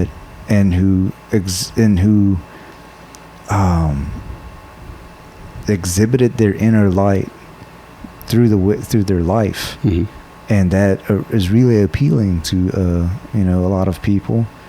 And I think religions were created after their death. Religions were created after death that were very ritualistic, mm-hmm. and dogmatic. Like Catholicism, it was very ritualistic. Yeah, I mean, that's paganism. Very dogmatic. Yeah. Buddhism even too, Buddhist monasteries, they all have their, their rituals, their, for some in some places, from the time they wake up to the time they go to bed, they do this at a certain time, they do this a certain way. Yeah, they deify. Even Taoism. Yeah. Even Taoism, like after reading the Tao so many times and realize there is no God, like God is all of nature. God is all. Yes, it's pretty pantheistic, though it probably is debatable whether there's a difference, which just I found out that Einstein was, they asked him, well, who is your God? So he keeps talking about God this, God that, but he didn't really mean a specific God. Like he said, no, my God, the closest thing I come to God, well, for one thing is the unknowable. Mm-hmm. And for another thing is I can... He aligned himself most closely with Spinoza's God, right. Notion of God, or pantheism, and like that all is one organism, all is one God. But so I think that like people like Buddha and Christ lived their life, and then religions were created after the fact. So Taoism even has has deities, like in the really formal, strict Taoist temples or churches, however you want to say. And I'm like, what? Yeah, I mean, one of the biggest tragedies is when you see these enlightened people offering a way for human beings to have a meaningful interaction with other human beings and a meaningful interaction and intimate interaction with nature. And then people take them and deify them and destroy everything that they were trying to do. In attempting to revere them, they have ignored their teachings by revering them, right? Because the idea, the I am the truth, the light, and the way, right, argument is, if God is that which is true, then obviously it's a tautology. If you do what is true, then what you are doing will be true.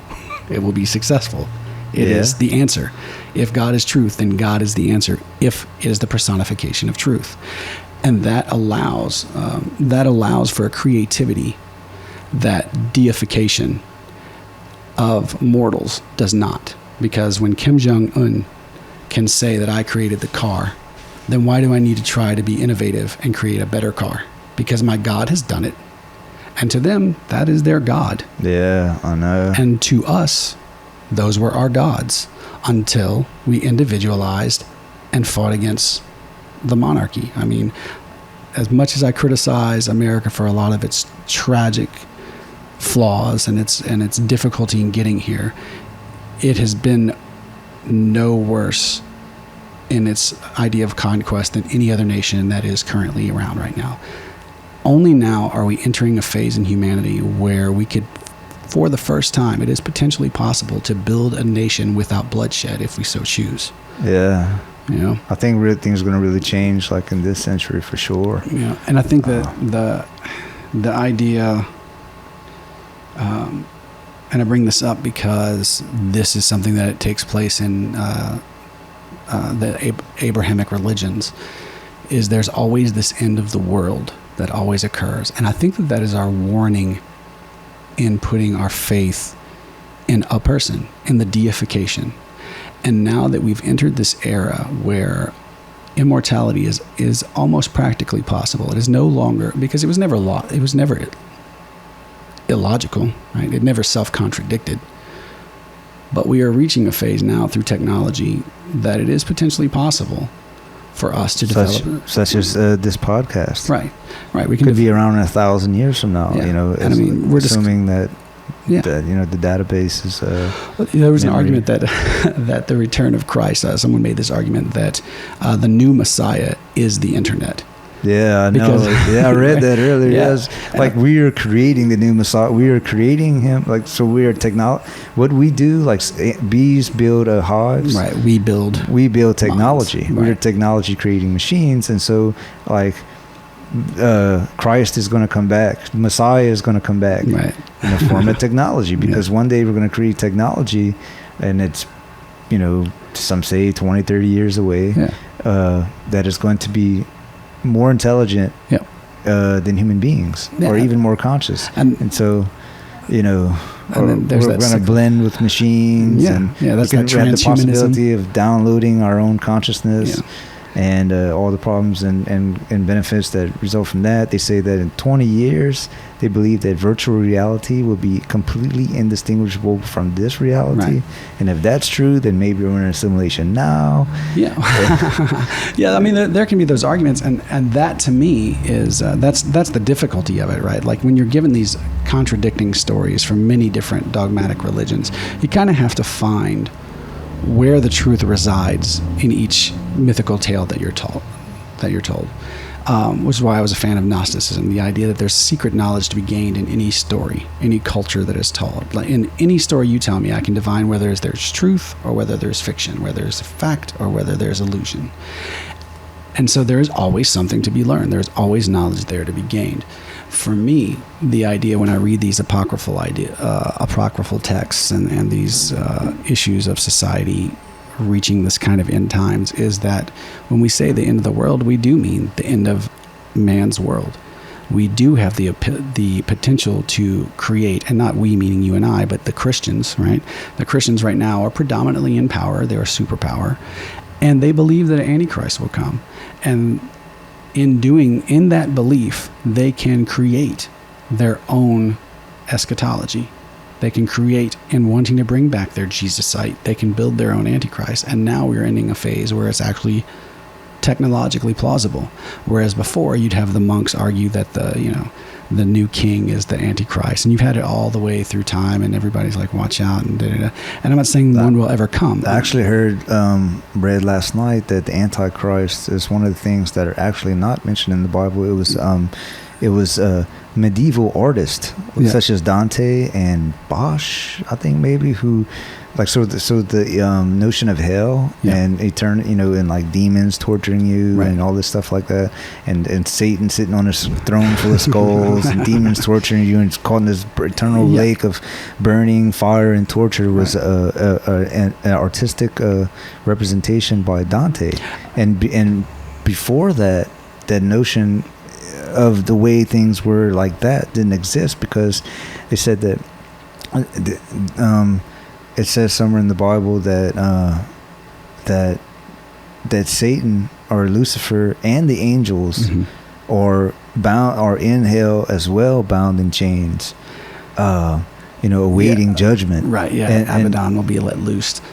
And so that, but anyway, the notion of the Antichrist was also an artistic representation. Well, no, I get what you're saying there, but there's a difference, because that has always existed, but it existed differently in the fact that Dante used it in a mythological sense. He made beautiful pictures and monsters.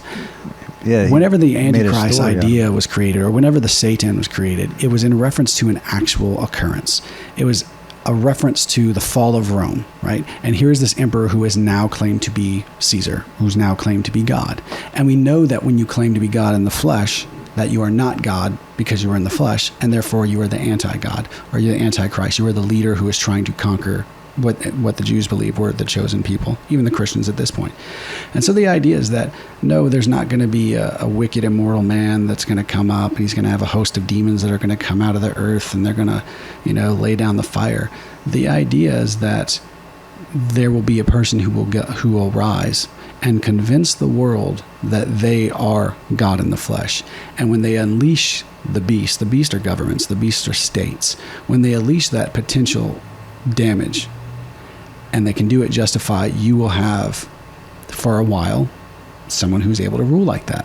And until individuation, or as we discussed earlier, the idea of the Messiah or the Christ ideal, not the person, the idea of the individual who can look at the system and say, murdering everybody because they're brunettes is wrong. That will occur for a while, and then that will return, and then that idea spreads again. And it does happen, which is why you have most kings in nations where they can get rid of it. And this could be cyclical too, because it is cyclical. Because look at look at Plato and Aristotle, right? And those times, right? Those were like they obtained the highest levels of consciousness in intellect, in intellectual form for sure. Right, of course. Possible. Yeah. Like, like even to this day. And they held what we know as some of the heights of civilization that we have knowledge of. It doesn't mean there wasn't more, but again, what can we prove? And we can prove that it's cyclical. And so after Plato and Aristotle, then there was this long period of like 1,000-year period of just like darkness almost, intellectual darkness. They're called the Dark Ages for a reason. Right. It's because we lost that knowledge. And that's what I mean whenever I say that I no longer mock the Bible and I no longer mock Christians like I used to. And it's because one day I sat back and I realized, I had this thought, and it was after actually I was reading Benjamin Franklin, and I thought, well, how would I start my own nation? How would I start my own superpower? And when I started to read the Old Testament again from that perspective, what I saw was a group of men got together and literally created a nation. And you can follow how they did it. And you can see where they failed. You can see where their behaviors caused them collapse. You can see where their economy collapsed. You can see where their morality collapsed. And those things seem to be universally true when it comes to keeping and maintaining civilization and what we conceive as a beneficial order, right? Because chaos isn't immoral, but we utilize chaos to build order. It is it is irrelevant, it is amoral, just like construction and that which is beneficial is amoral. It is only beneficial to us. It may be damaging to other things, but that is why we have the idea of the notion of dominion. And those who argue against dominion, I always say, just have human beings stop everything just for 5 years and see how out of control nature will get. See how much all those things we value will be destroyed if we make it a rule that we will not kill any animals just for 5 years and just let them breed like crazy, and let them mass produce like crazy, and have everyone swear the allegiance to never harm. The thing I wonder about that too is like hunters say, use that argument, but man, we have to kill some of these deers because they're going to get out of control. But so how was the earth like before mankind? There weren't as many deer as there were people. There's always this kind of, and it's interesting because in psychology they call it homeostasis, right? People. It doesn't have any needs. I mean, it's just stuff. It's just a bunch of stuff. You know? And the difference is that we have a higher consciousness and can deal with this stuff in a way that's beneficial to us. Because again, none of those other creatures care. Right. And we have no knowledge of other creatures that do. So we can only interact with the world that we have. And the rest of the world is not where we are cognitively yet. And many of them are dangerous to us. And in the same way that a tiger doesn't feel guilty about eating another creature, nor should humans feel guilty about their predatory nature. We should feel guilty of the idea of excess, and that notion of gluttony, that we take more than our fill, that we do this because of an enjoyment. And most of that only comes from our knowledge of mortality. But that is stewardship. That is maintaining the herd in such a way that we can allow that species to stay alive through our mercy, and we can build. Because we've already wiped out many, many species. Yeah. But species come and go, and that's the reality. You cannot both be pro-evolution and also want to save the planet. That's the dumbest, most contradictory argument I've ever heard in my life. Because if you believe in change, if you believe in evolution, truly believe in it, some species are going to go. Some are gone right now. As we have this conversation, a plethora of them have probably disappeared. And that's okay. They broke down to their cellular level, and that's now just natural law. Like that's just the way things happen. And human beings, in their idea of their animalistic divinity, have found a way to manipulate natural law in a way where we also utilize dominion in an attempt to be merciful. Because we don't have to be merciful. We see the benefit in mercy. We see the benefit in not just going out one year and killing every single cow that exists. Because we could, right? Yep. We could just go and have our fill and then leave everything dead. But we realize that if we wipe out the buffalo, there are no more buffalo. So let's keep some alive and breed them in the way that we bred plants and developed agriculture, and the way that we breed our animals as well, and the way we breed ourselves. I mean, that's one of the most powerful things to me that I think modern romantic America has forgotten. You know, oh, it's all great. Oh, I love you. Let's get married, and then you fucking hate each other because the lust and the love is worn off, and you're wondering why people doing are better, because those people who have been intermarrying within their network have been building their wealth, not because they love one another, but because it was mutually beneficial to their family and or their tribe or their kingdom. You know, hardly ever, people had mistresses and had affairs all the time, but they were bound to their husband, you know, or wife. They were bound to their spouse by whatever the law of the land was. Yeah. Yeah, well, that does seem kind of like so superficial to have this contract. Yeah. A binding contract when, I don't know, I guess, but you know, I guess it's just a way to keep people behaving. I think in sexuality in particular. So. Because the consequences is dire, right? I mean, if you're irresponsible with your sexuality. Right. You will fuck up the whole planet. So a lot of people think, because one man can literally have 10 million babies. Right, which is why I'm but a woman can only have, and this is a huge difference between men and women too. This is why men are always trying to break away naturally, and women are always trying to make the man stay still. Yeah. You know, or keep the man at home, you know, in any way possible. It's because a man can literally have 10 million babies if you'd be a really tired man. Yeah. But I'm just saying, like, you can literally father 10 million babies, whereas a woman can only have a set amount of babies. You know, 100 years ago, it might have been 12. Yeah. You know, 16, but still, there just comes a point from the age of, I don't know, 12 to... The eggs start to break down after 35. It becomes dangerous. 12, for sure, from like 12 to 45, you know, and becomes... or less, more or less than that, but they can only have a set amount of babies. A man can have as many as he wants, and the woman knows that unconsciously. The man knows that unconsciously. Yeah, that's a biological drive. So like a lot of people are I'm all for free sexual expression for men and women. Absolutely, but you know. Well, why not? You know, we are sexual, like that it tops the list of the way that motivates everything that we do. At least, especially while you're young, you know. Certainly. But like so a lot of people are angry about how and it's true, how violence is exploited. You know, in the movies and stuff like that. Somebody could do shootings and all that stuff, but not as much sex.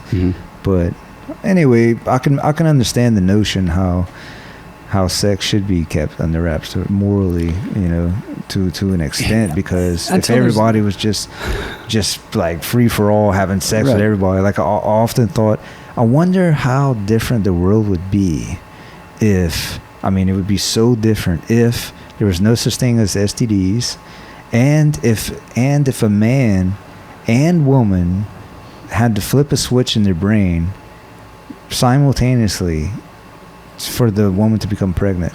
Yeah. So if pregnancy and diseases were out of the picture, you know. Yeah, then it wouldn't matter. But the reality is that, at least at this point, until we've agreed upon some sort of technology, right, that we willingly use on our own populace, that they agree to do, you know, like maybe when you hit puberty, your parents can take you to a clinic and they'll give you either a pill or give you a surgery that makes it impossible to get pregnant, and then when you reach a given age, you can go back and get it reversed. You know, and because you're choosing to have a child, then the sexual free-for-all is fine, because there's no, to me at least, outside of the release of oxytocin for the necessity to give the parental bond between the species, there's no morality in the act of sex itself. It is because the consequences have the ramifications that there's a morality tied to it. And there would be, I think, a lot more lovemaking, actually. A lot more lovemaking versus rape or some sort of violent type of sex, because if a lot of times, like, it's a man's just desire, need to procreate. Yeah, but we have biological desires, but I don't think we are determined by our of course not. But so I guess in that case, there'd be more love making, because there'd be more of just the feeling of connection and bondness, instead of like, I want to fuck you, kind of thing. The possession of, to get rid of this desire that is like, punching me, Well, and the desire that's there is to feel pleasure, but sex is pleasurable so that we would do it, so that we would replicate. Yeah. I mean, that's why it is enjoyable. It is not enjoyable in and of itself. If you get rid of the replication aspect of it. Yeah. But I guess the last thing is, I guess I should read these. Oh yeah, we were supposed to do that like an hour ago. Let's do that and we can cut this up. So no, that's cool. Like, but maybe I should read these scriptures. Yeah, go ahead. And hey, did your thing pause? No. Okay, good. Just want to make sure camera's still rolling. All right. So I guess just to end back on the topic of story of hell, how hell is not found in the Bible as people normally think, because that would be a total and complete game changer. So like a big problem that many people have with Christianity and the way that things are taught in Baptist Southern America is that, I remember when I was a kid, and I was in a cult, in a kind of like, it was more like a cult. It was a non-denominational type church. Yeah. And they believed that the Bible was strictly not metaphorical at all. Yeah, like it's fundamentally just word true. for word. Inherent. Yeah. Inherent. And so I asked an adult when I was a child, I said, so if I die with one single sin without having a chance to repent, say I have a lustful thought, a woman walks by and I have a lustful thought before I get hit by a bus, and then if I die with one single sin before I have a chance to repent, am I going to go to hell forever and burn? And he said, yes. Yeah, well, that's because he was dumb. And so, so I would, to me, that's a cult. Yeah, well, like I was a part of a cult. It's a coercion that is not, with no justified text to back it up. And accept, and it seems as though the Bible says this, but accept Christ or not, i.e. heaven or hell. But we do build, and that there are thought crimes. Well, I think, and so that causes you to live in fear and guilt because of your human nature. But those thought crimes, though, can be, if we're honest with ourselves, not the ones that are just the split second, but the ones we pine over. Because if time is our only commodity and our mortality is our only opportunity to do things, all of those biologically determined thoughts that we hold on to stop us from benefiting one another. And that is the difference between operating in our base animal world versus operating in our higher consciousness. And so while it is true we shouldn't have a thought crime by holding on to that lust, it is a crime to ourselves because we are holding on to that which is not real and fantasizing about it, and we are wasting our time on something that is an illusion.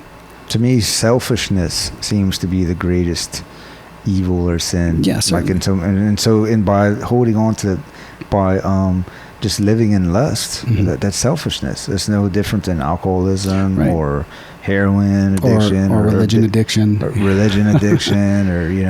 or hamburger and fried chicken addiction, all this stuff like that. But I once defined good as anything which is progressive and how do I word it? But anything which is advantageous to the progress of life. Yeah. And evil is anything which is inhibiting or disabling to the progress of life. Yeah. And so I think like so many people have a problem with Christianity because of its either orness. With it's my way or the highway. Well, and that's because I think they believe in the other realm, right? They believe that they will suffer forever. Yeah, rather than if hell, as what you're saying, is not the way that it's like, in other words, if like what he told me when I was a child. Yeah. Like if that's not true, that if it's if I die or if anyone dies before they have a chance to repent, then they're going to burn in the lake of fire forever and have demons torturing them. But the lake of fire, I mean, when they talk about the sulfur, is because of Gehenna, where they burn the bodies, and they would use sulfur to stoke the flames to get the fire going again, so it would perpetually burn, so the city would not succumb to disease. Let me read these couple scriptures just in case. Like, so people can say, oh, what about this one? What about this one? And I guess I'll just read the scriptures first, like all of them instead of like one at a time and stuff like, because they're all pretty much say the same thing. But the fearful and unbelieving and the abominable and murderers and whoremongers and sorcerers and idolaters and all liars shall have their part in the lake which burneth with fire and brimstone, which is the second death. Mm-hmm. And these shall go away into everlasting punishment, but the righteous into life eternal. And fear not them which kill the body, but are not able to kill the soul, but rather fear him which is able to destroy both soul and body in hell. And whosoever was not found written in the book of life was cast into the lake of fire. Mm. For the wages of sin of death, but the gift of God is eternal life through Jesus Christ our Lord. And if thy hand offend thee, cut it off. It is better for thee to enter into life maimed than to have two hands go into hell, into the fire that shall never be quenched. Mm. Death and hell were cast into the lake of fire. This is the second death.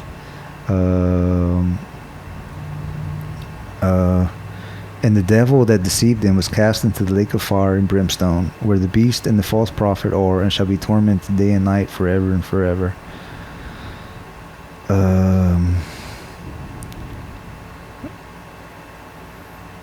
Who shall be punished with everlasting destruction from the presence of the Lord and from the glory of his power. So there's so many things that seem to say eternal, though. Yeah, but the idea is one. They're talking about there are places where when they talk about the devil and the beast, they're not talking about a real beast. Right? They're talking about a metaphorical representation, a personification of an evil. Right? And the idea, at least in the Christian idea, because most of those verses either refer to Gehenna, Sheol, or Hades, which is just the grave. I mean, that's what they're talking about. When you die, if you live an immoral life, you'll either go into the grave, which is the second death of no consciousness. You'll be thrown into the fire, where you don't go into a grave because you don't have a grave to go into. You're burned. Right? And that's one of the most destructive things to do. And the soul as a separate entity from us is new. It's a novel idea because the soul was the culmination of the human being. It was not separate from the human being. It had the only way you had a soul was if you had the spirit of life, and that was your only evidence of it. And so the idea, what happens is and this is a part of the Christian theology here, is if we are obedient to those code of ethics, then it is practically possible, it is potentially possible for us to reach a form of everlasting life in one way or another if we work in accordance with behavior, in accordance with what they deem God's law. Those creatures that are always perpetually there are from our natural state, from our historically and factually basis of our being. Our ground of being is the beast of the field, where we suffer death, and we suffer from our biologically determined desire to do what is best for us personally, right? But if we reach a point of universal ethics and we reach a code of universal morality where we are choosing perpetually to be kind, and now, because not everyone is granted immortal life, those who are immortal, those who are granted that idea of mortal life, are subduing the devil. They are subduing their evil because they no longer have to fight for their survival needs, ever. And they are also subduing death because they no longer fear an end, right? And the idea is there's different types of immortality, right? There's the immortality meaning, which I think people confuse immortality with invulnerability or invincibility. Because immortality means you don't die. It doesn't mean that you can't be murdered. And if we continue to look at how we are working within our DNA and how we are working with technologies to expand our life forms, and now we're looking at technology to upload our personality and brains potentially, or take our brains, which are the center of our being, and create robots that still have the same ability to sense the world around it. So we are us, but with new bodies, which is also a Christian idea, is that we still maintain who we are, which is new, because usually in a lot of other religions, when you go to hell, it's the ghost world. Your memories are wiped, right? The Greeks, you would go across go across the lake and your memories would be wiped away and you're just a ghost. You're a shadow of yourself. And that kind of immortality is irrelevant to me. If I'm not me, what's the point of being there forever? And in other religions, you have reincarnation. So you're not you again. You can come back as another thing, which seems to be true within physics and within the realm of our world, because our world, while it is an open system, it is closed to us. So our cells stay here, right? When we die, we break down, we go back in the world, and then if you believe in evolution, things will change, and then we'll adapt, and those cells that were in our body will unify again and become some other creature, et cetera, et cetera, you know. But if we violate that law, if we can somehow create a way to be immortal, then we have to subdue those things forever and ever in our immortality. Because the only reason that it will have value is if we can choose to interact in a moral way and a beneficial way. And it won't be granted to those who cannot. So it's not to say that you'll be perpetually in hell. It is to say that you'll be perpetually tied to your beast-like self and go to the grave. Right? And at that point, it wasn't just grave, it was throw them in fire. You know, you'll burn like the criminals. You'll burn like the trash. You'll be unnecessary. You are not worthy of God's thing. And one thing I need to bring up too is that the difference between the notion in Judaism and Christianity of grace, right? Like there's this idea that in Judaism you're obedient to the law given by God. And in Christianity, you're obedient due to grace instead of the law.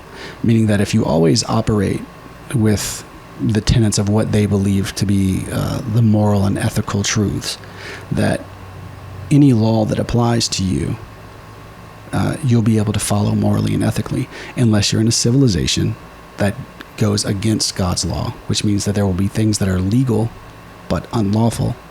But you behaving lawfully in all times, in all ways, will be perpetually protected from that, for the most part, right? You can always, just as in it says so in many parts in Scripture, right? God creates calamity. You might just die. You might be one of the unfortunate ones that goes in the hurricane. You also might be the one who just happens to be there when the tank shell hits your house. And those things are all potential possibilities until you've reached a point where immortality is either given by those who've come before us and develop it, or if we are those who develop it, we must choose who to give it to, right? Because you can't just give that technology to anyone, can you? I mean, you can't just... Yeah, right. You can't just, oh, you're American, you're born, here's immortal life. You don't have to worry about food anymore. You don't have to worry about disease anymore. You can be sexually active. I mean, you have no legitimate repercussions for your behavior, because death is the wage of sin, at least. But so many people feel that, I'm an American citizen, so I'm entitled. Yeah, well, that's the beast talking, right? I'm entitled to all of those things that you said. Yeah, and that's the difference between those the nations and the religions, because the religions breed the nations. It always starts off tribe. It starts off family, then tribe, then society and culture, then city state, and then you get to a nation, and you kind of grow outwards. That's how human beings expand, until we've reached a point now where we share culture. Like all these people that are arguing against sharing culture, it's just the most absurd argument to me ever, because that is the only reason that we have made it this far as a species, is because we were like, oh yeah, you built a car? How'd you build that car? Yeah, let me show you. I thought about it before too. Like, imagine if the Spaniards and the Aztecs met, if they shared technologies. Yeah. Or so like we have.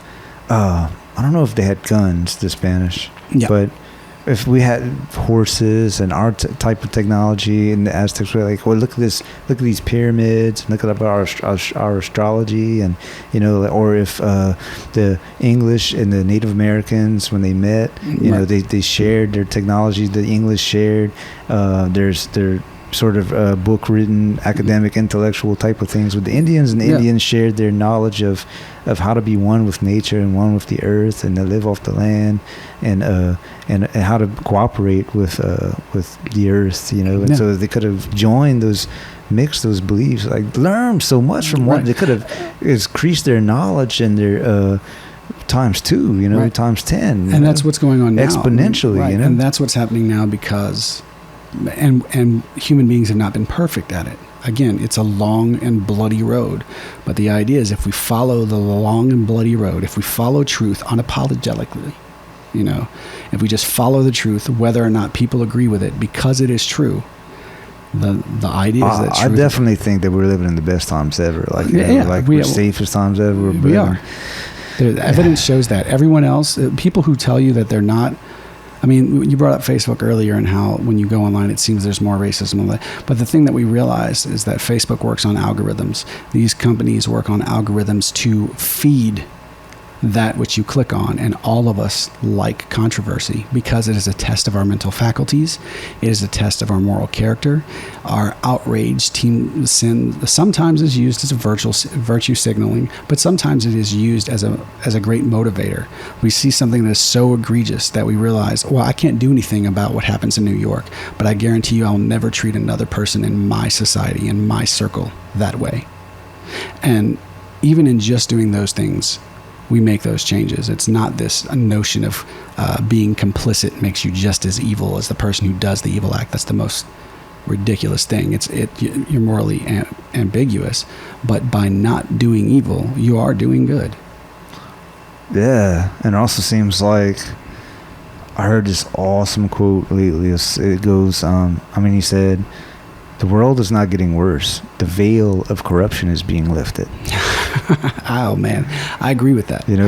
So now people used to be able to get away with saying anything, acting any kind of way. Yeah. Now it's like with the Hillary and Trump thing. It's like, oh, well, wait a minute. You said something completely opposite, like last year, and the year before you said something different. The year before, people are allowed. That one bad thing about that is people forget that people are allowed to change their minds. Well, and I think that's the difference is whenever those people don't give reason to why they change their minds. They just suddenly change it. I'm okay with someone, especially a person with integrity, that says, you know what, I believe this, but evidence has convinced me that I was mistaken.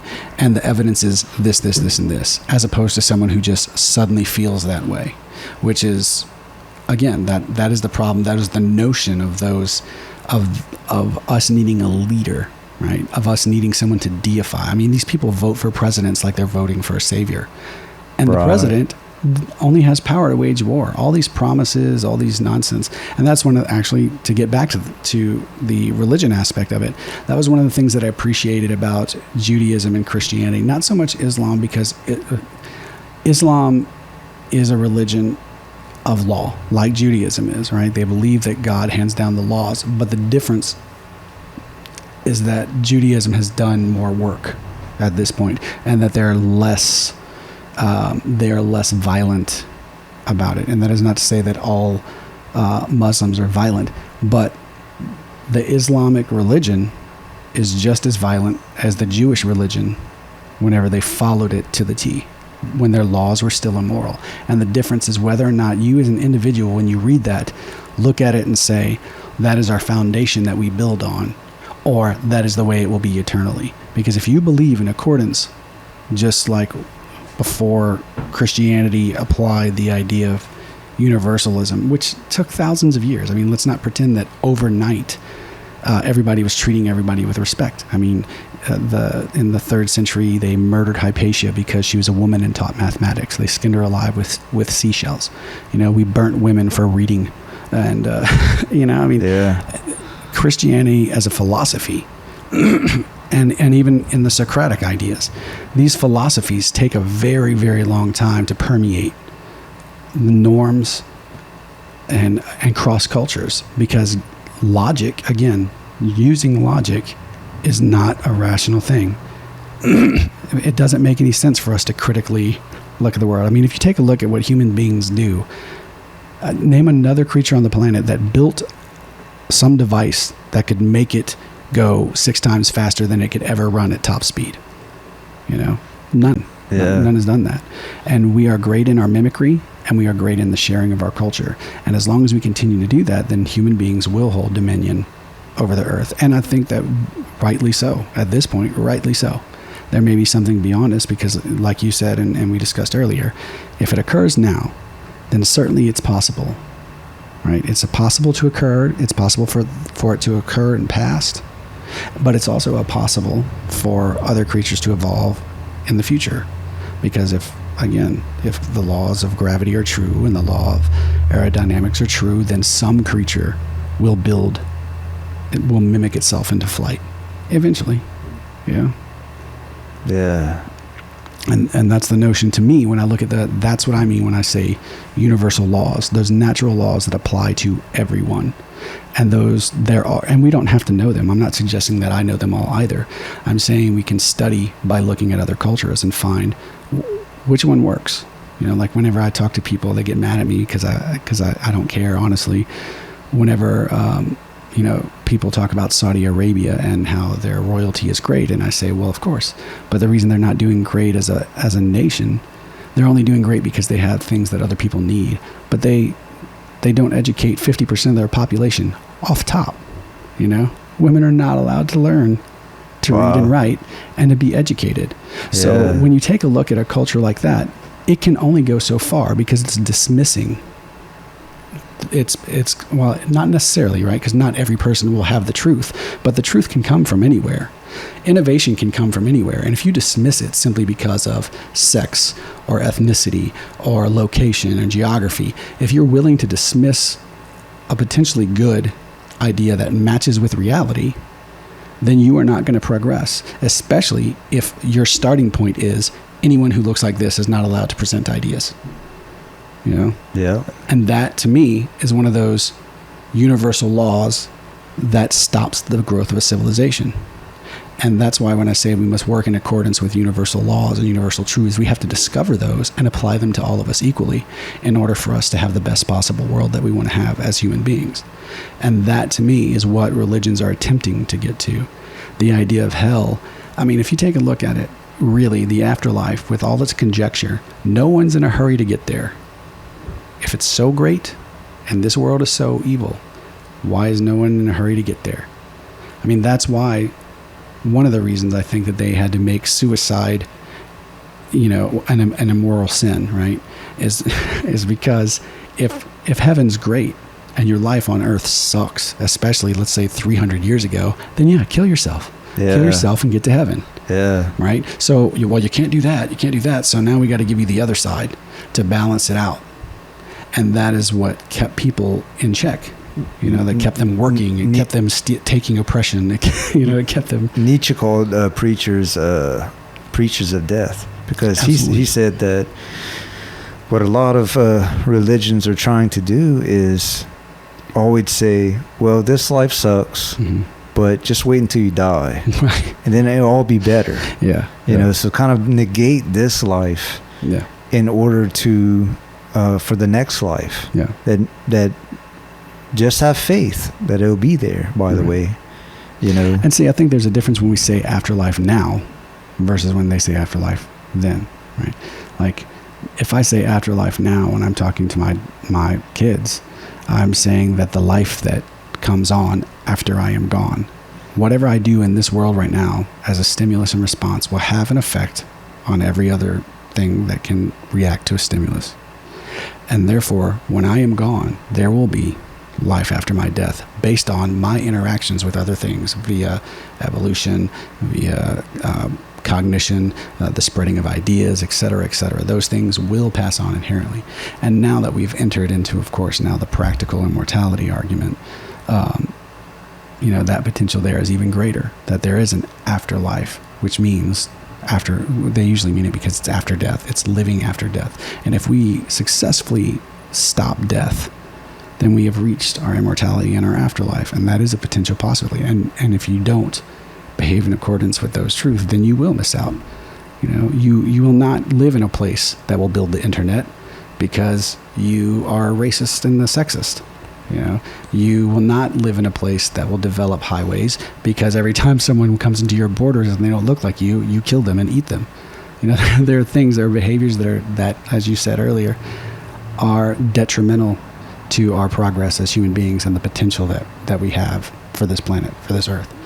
And that's really how I kind of take a look at it. And as far as the dualistic approach goes, I like the dualistic approach because those who are materialists, those scientists who are hardcore materialists, are only materialists because they have tools to use to see the world they cannot see with their regular body.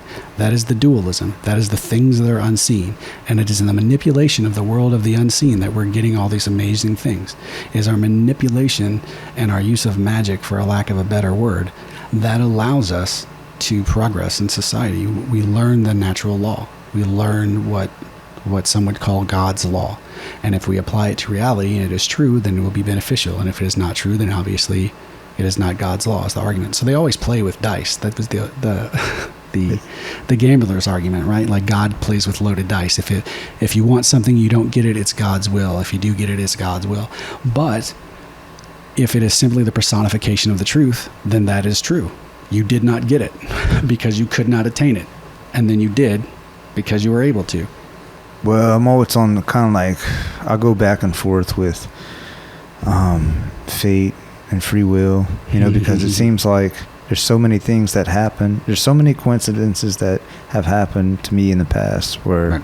I was like, wow, like the chances of that, or like winning the lottery, kind of thing. Yeah. And there's so many different philosophies on that say, some people believe that every speck mm-hmm. of dust in the universe is exactly where it is supposed to be.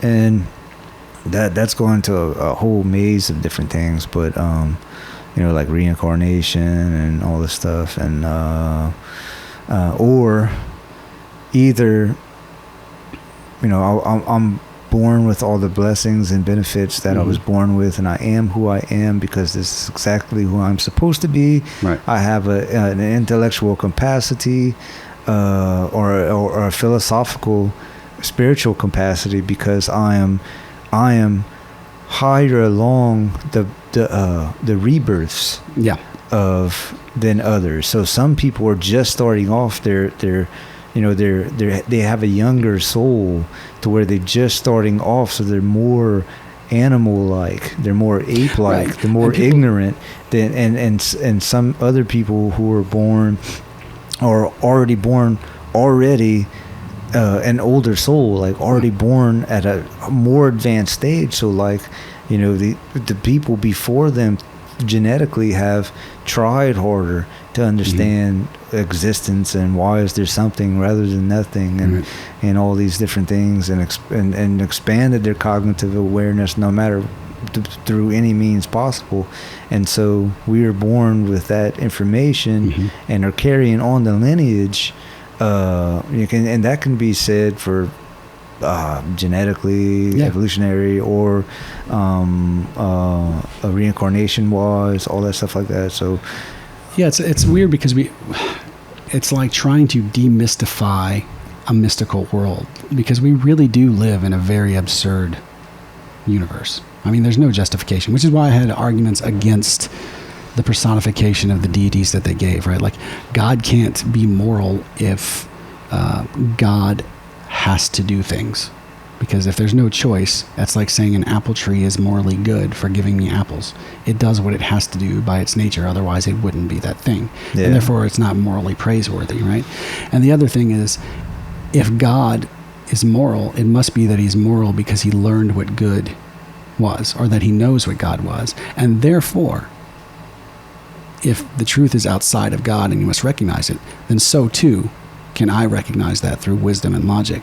And of course the argument is that many theologians possess is that that's why God gave us scripture and prophets, is so he wouldn't have to do that alone. Right? We're supposed to teach one another truth. We're supposed to hear from our prophets so we learn. Yeah, but which version is correct though? Well, you're the one that's in the world. I mean, it becomes self-evident which one is the leader whenever it begins to win. Right? I mean, that is the one that is correct. And the thing is, even if it's ruling by might, that is what it is causally meant to do at that time. There are those chain of events that lead it down that path to what it is, because and that's the difficulty of having the human mind. And of course, all these arguments are not to express my personal belief or disbelief in any of the Abrahamic religions or any of the Eastern religions at all. It's just trying to understand some of the theologies and how they relate to the world, and how people who believe them will see it in perspective. Because one thing is that a lot of religions are very malleable with what they learn, at least if they want to survive, right? They have to accept that when provided with evidence, they were mistaken. But what they will say is that they were mistaken in the interpretation of God's truth. And that's how they circumvent that argument of the errors that they find here and there.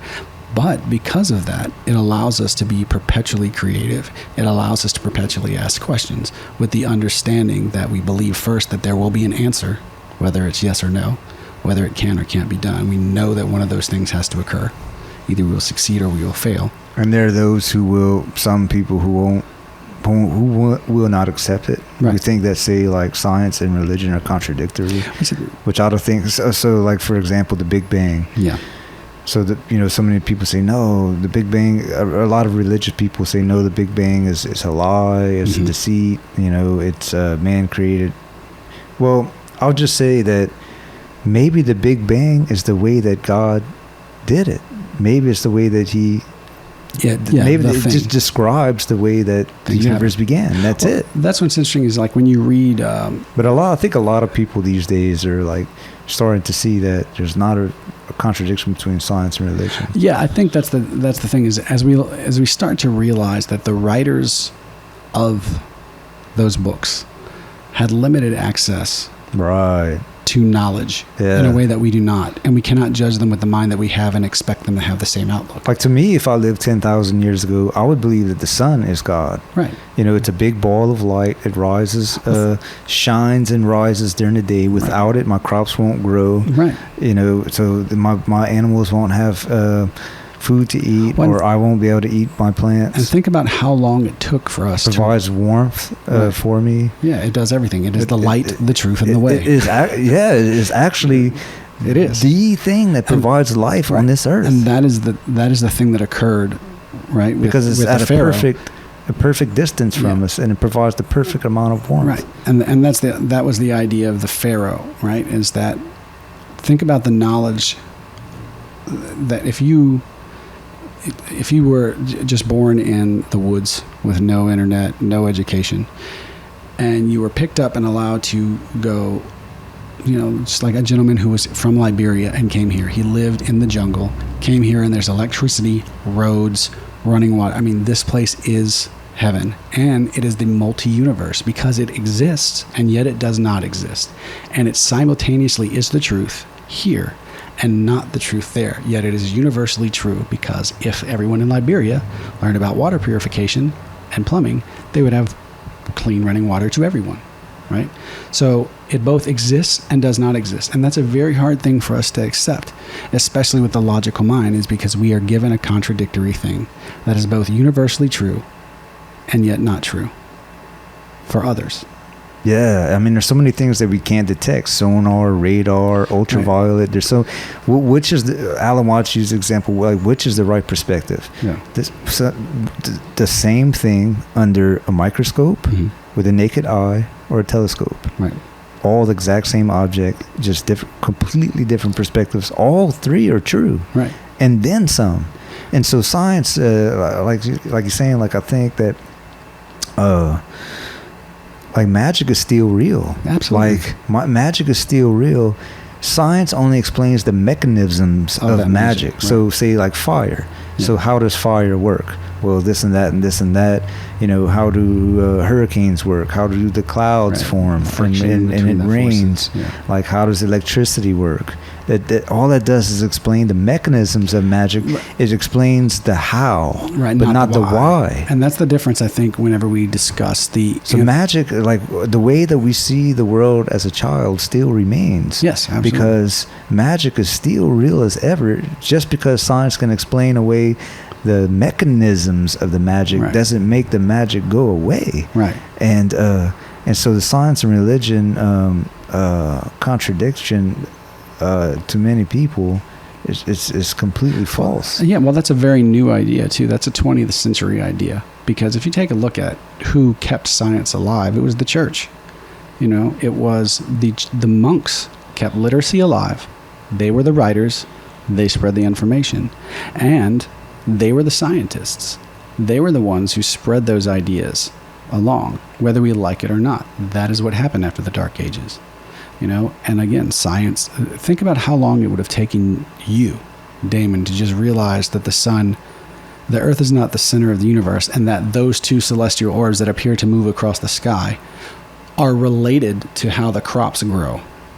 Right? How long would that take if we had I mean, we're told these things now. We know seasons exist. But if we just existed here, we'd have to first realize that there was a difference every few months. We'd have to recognize the patterns within the universe and the patterns within the earth, and then figure out a way to explain them, which language, I mean, there's a very superstitious world, you know. Absolutely, like, because the world is crazy. If you don't have and especially before the printed press, yeah, you know, and things like that, to where, yeah, the printed press, you know.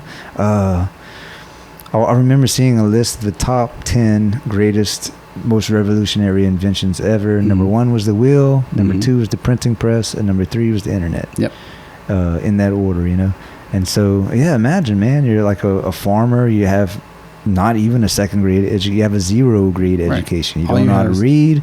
You don't know anything about causal relation. You don't have a speck of clue about science. If you get a flu, it's a demon that has possessed you. If someone dies of a disease, the devil has killed them, or they have done something wrong to anger the gods. To anger God to kill them. Yeah. You know, like.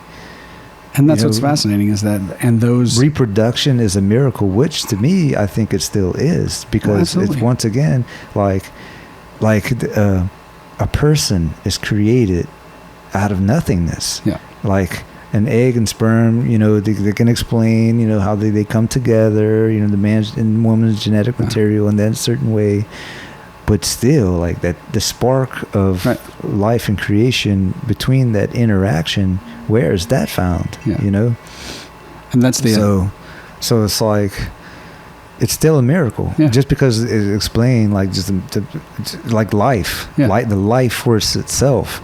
You know, where did that originate? You could say, all right, so there were single-celled organisms for 1 billion years, and blah, blah, blah. And then, so a frog, you know, eventually develops, say, you know, however many millions years. But where does that life force originate? You could say, oh, it's evolutionary because he's trying to pass on his genes in order to further life, or to keep life going. But where does that will to live come from in the first place? Yeah, it's from the single-celled organism, you know, and which is kind of like I don't know. Well, no, I mean, but from that,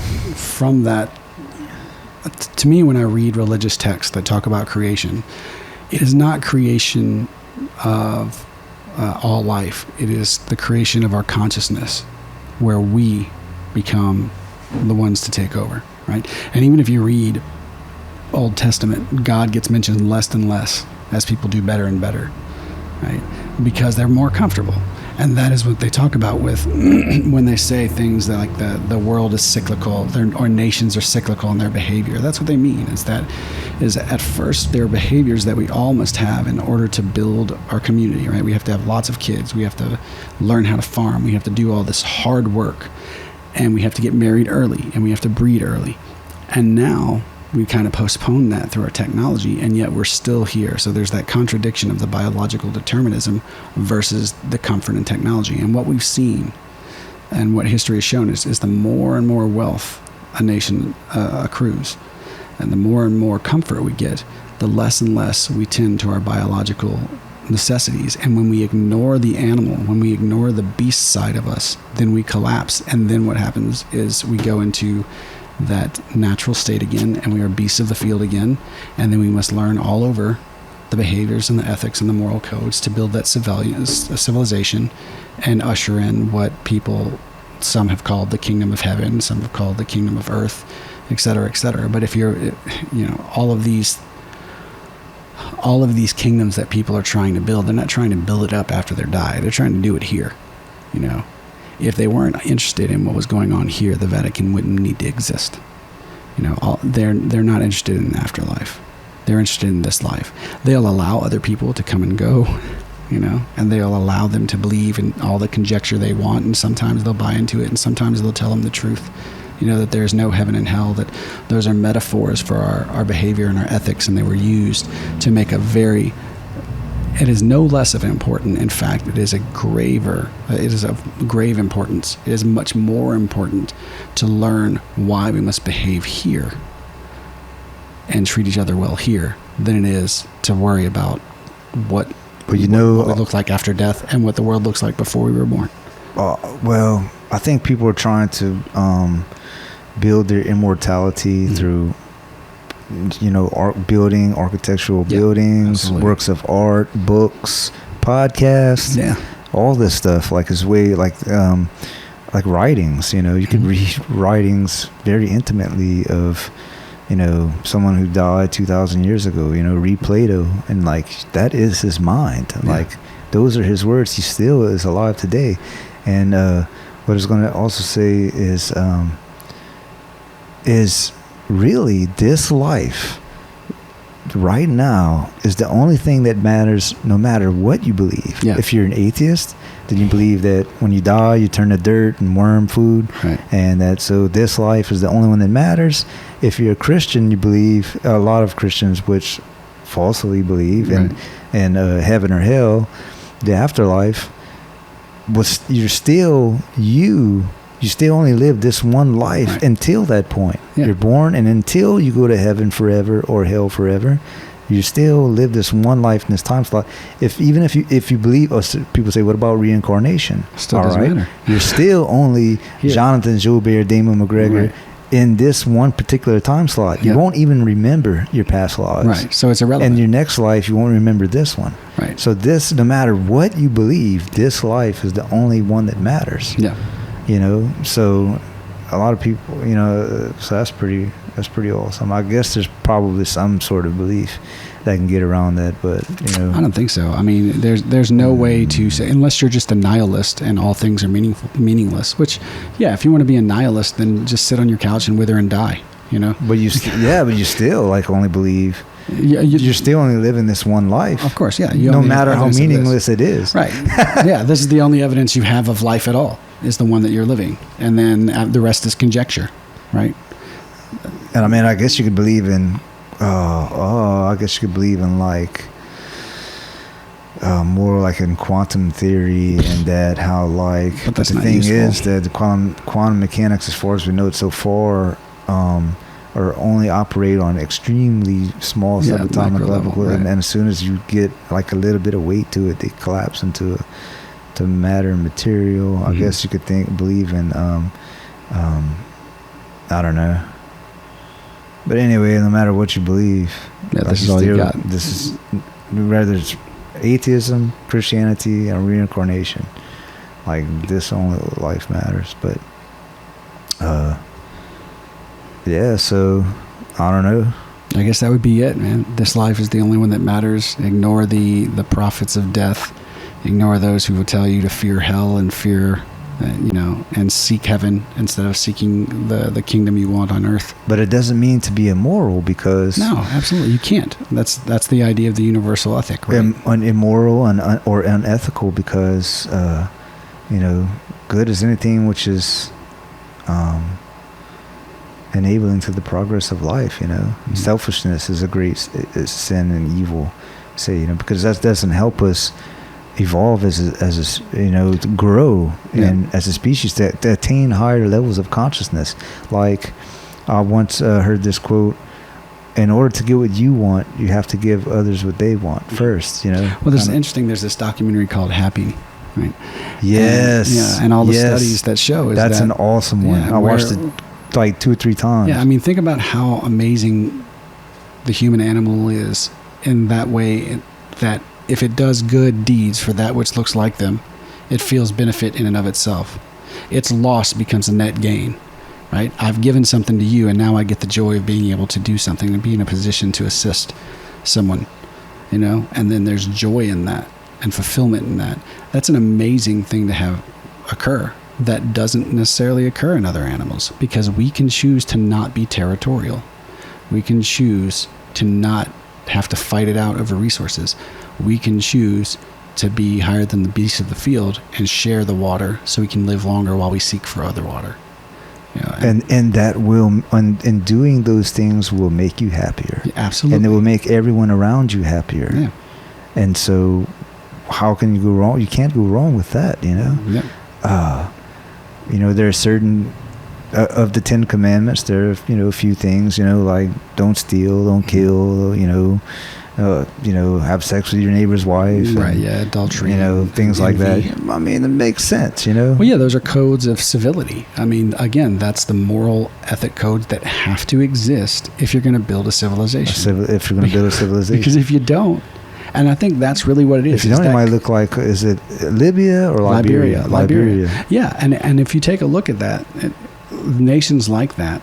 Total Mad Max land. Right, You know? and I mean, that's exactly what I mean by the code of ethics and universalism for a civilization. And that's what some people, the intelligentsia that deal with the theology of Judaism and Christianity and Islam and all of the academics and the intelligentsia of religious, the ones who are past the dogma, what they're really saying is, we want to build a better world, and these are the truths that we have learned to build the better world, and we must continue to seek the other truths to continue to build the other world, because what we found is the progress stops when we violate the universal truths of civilization building. So do you think that they really believe in the God that they worship? So like the ones who can see through the dogma say, do they really believe that the only way is through Jesus Christ, or the only way is through Allah, or the only way I think those really, in actuality, they're all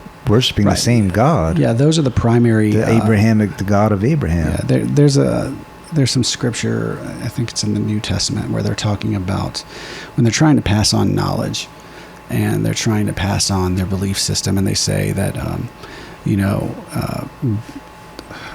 the child can only eat food for a child, right? And the man must eat food for a man. A baby cannot live off of a man's food, nor can a man live off of baby food. This kind of notion, and of course I'm summarizing and adding nonsense into it because I don't remember the exact scripture, but I'll post it for you. But the idea is that when we're trying to open someone's eyes, there's knowledge that we can accept, and only certain people can accept so much knowledge. And then they just stop, and some of it's because of intellect, IQ, mental capabilities. But those who are able to see beyond that, we have their ideas that there's the food, there's the health, there's the spiritual thirst will be quenched if you follow these rules, right? So what they're saying is, all of you people who are incapable of being deep thinkers, here's your code of conduct: don't murder, don't steal, don't da-da-da. And then for those who are the deep thinkers, as if you had to be told, right? Because you do have to be told. We have to remember, if not, we are in-group, out-group social creatures. Do you really think that the majority of people need to be told not to steal and murder? Yeah, they're humans. All behaviors that we have, this is an interesting thing in psychology that you learn, is all behavior is learned and taught. So either you learn it through conditioning or operant conditioning. You either watch someone do it or you figure it out by doing it over and over again. Genes versus environment, too. Right, but the genes have to interact with the environment, right? But I guess that the genes are still. They're the first cause mover, like the first mover. They were learned throughout centuries and thousands of years, like of making up who you are. Not really. The genes, like there's things that were learned but passed on. Well, okay, so we can see certain things in DNA, right? But we can't determine behavior because the behavior can only come through. Like there's this notion of people who have a higher likelihood. They have addictive personalities because it's in their traits, right? In their family traits. A lot of that is behavioral, right? Because if you're around it a lot, it becomes your norm. And some of it is biological. But if you're never introduced to that stimuli, you will never respond in an addictive way. to that stimuli because it doesn't exist in your environment.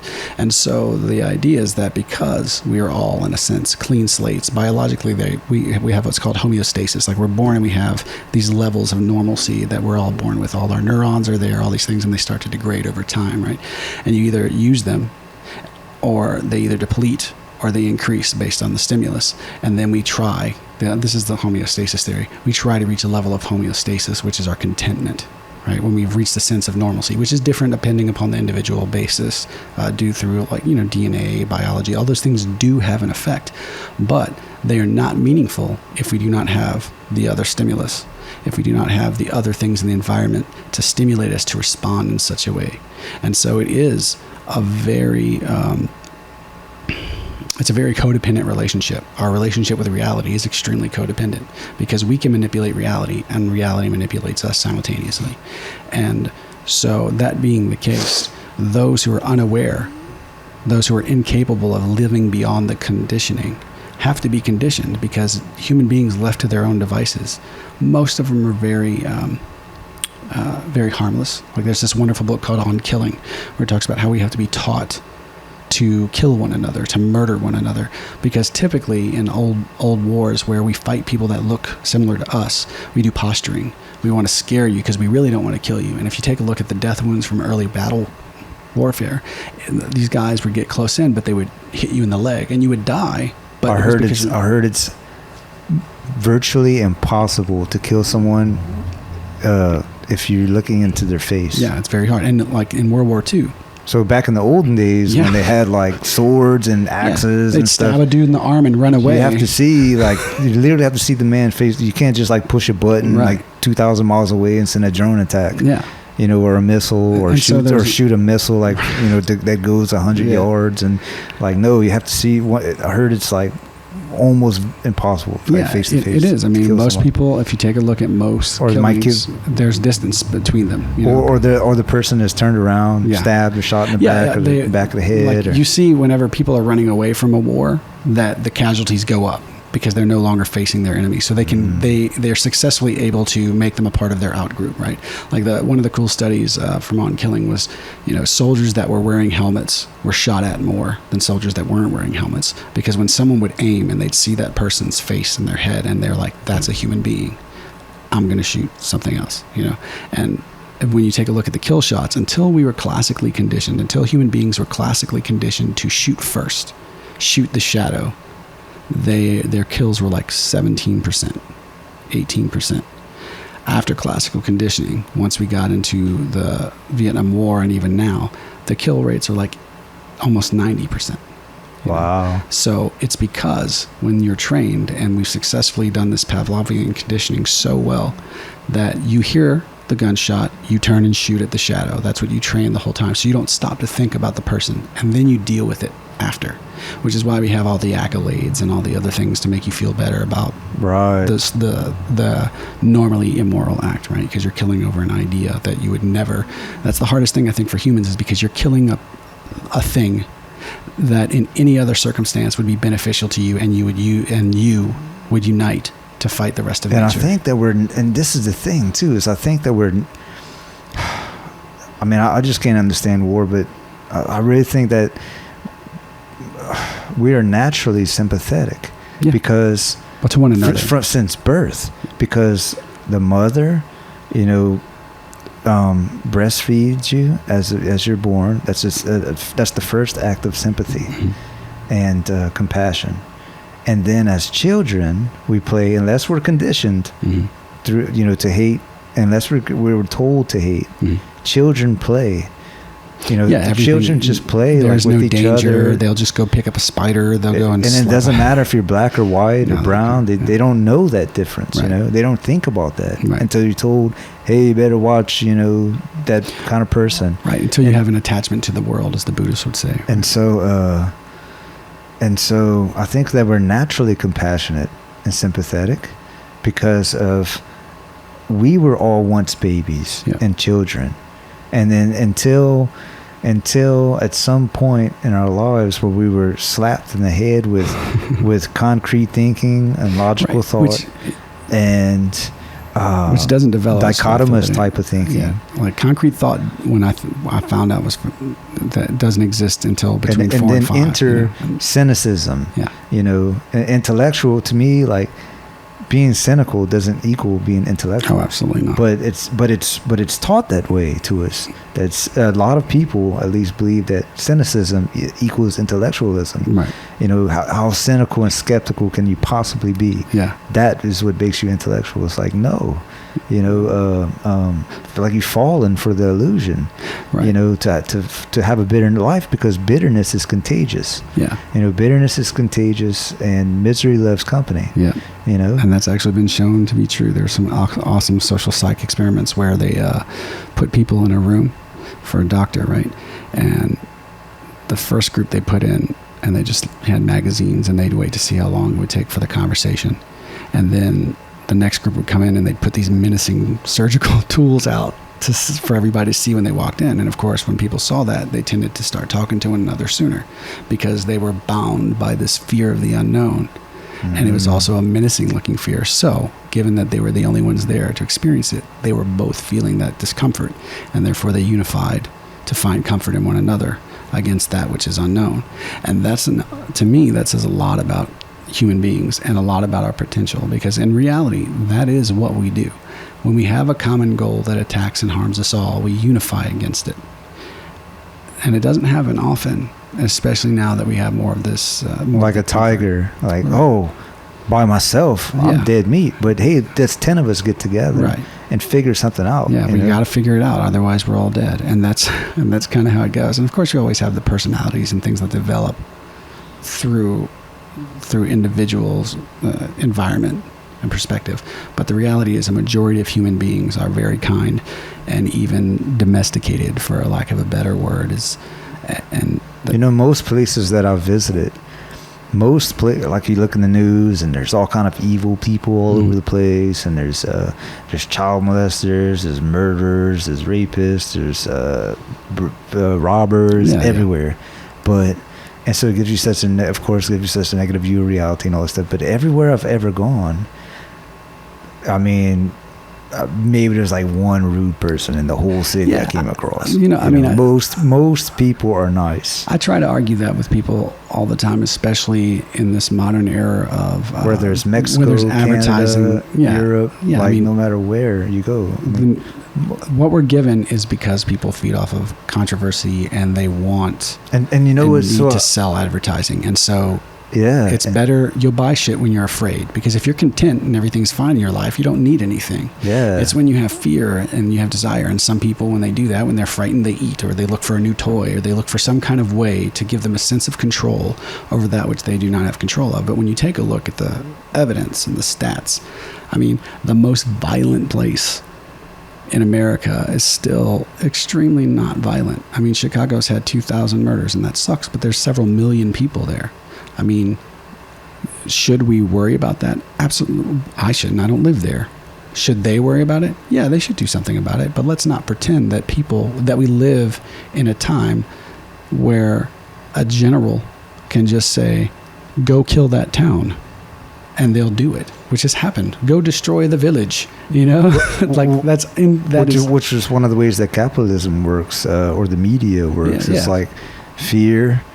Like you said, like fear causes, like, so they'll say they'll terrorism, and violent crime. And this gun dealer said that Obama is the best gun salesman that he's ever had. Yeah, absolutely. Because terrorism, and I'm going to take your guns away. Because he keeps threatening to take the guns away, And so people say, oh, yeah, well, I'm going to go and buy an assault rifle because... You can't tell me what to do. Yeah, like, I better hurry up and buy some assault rifles before, they take the guns away. Yeah. And so, I don't know, and it works on that way, so, like... Again, and so we have to, I think, our moral duty and our responsibility, and one of those universal truths, so we don't succumb to Gehenna, so we don't succumb to hell and the fall of our civilization, is to realize... I'm not angry at the media for trying to make money. That's what they want to do. I get it. That's their marketing scheme, right? It's my responsibility to not fall for it. It's my responsibility to take the information that they give me and do like in any other story and divine the truth and the falsehood You know, like when I read a paper, I only check for a few things. Is my money worth anything? Is someone invading? Do we have food and shelter? And is there a storm coming? Everybody's going to have their opinion about all those things. But I just need to know if they're happening. I need to know, should I leave? Do I need to go find work somewhere else? And if they say any of those things, then you start checking for other sources, you know, right. or you should. Yeah, and then you roll out. Because I don't know about you, I'm not interested in fighting a war. I mean, the reality is I will always live a life of self-defense. Right. But I will not live my life in offense. I will not hunt and kill another person because of some arbitrary meaning that someone else has given me. And yes, I do have my disagreements philosophically, but I believe that we always have to at least try conversation first. And when conversation fails, then you have to have defense. And that's the reality of it. That's what I was taught in martial arts. Yeah. You know, it's like first you try to escape the situation. Mm-hmm. If that doesn't work, then you try to imbalance the opponent or the attacker, and then strike. If necessary, or imbalance and get away. Yeah. Like get away from the situation. If you're stuck in a corner, you know, then imbalance the other person and escape. If escape is impossible, then attack. Yeah. You know? And I think it's not about fighting; it's about not fighting. Right. Yeah. The art of fighting without fighting, Bruce Lee said. Right. And I agree. I mean, I do agree with that, and that's why. And I think one of the things, the blessings of our time with internet and social media is, if people can be smart enough to overcome the identity politics where they're only valuable for the group that they belong to, and really pursue this notion of individuality, then we can continue to reach great heights. Because the thing about because we can have gifts and technology, right, and innovations and creativity to share with one another and to progress civilization that much quicker. Right. And that's what I think. I don't mean that there's a purpose and that we must do it. I mean that seems to me, if we are scientists or if we have a scientific mind and believe in the rules of cause and effect, that is the cause, and the effect is that benefit. The cause is I treat my neighbor with respect. The effect is that we work together to build this society. And so the double-edged sword on that is that,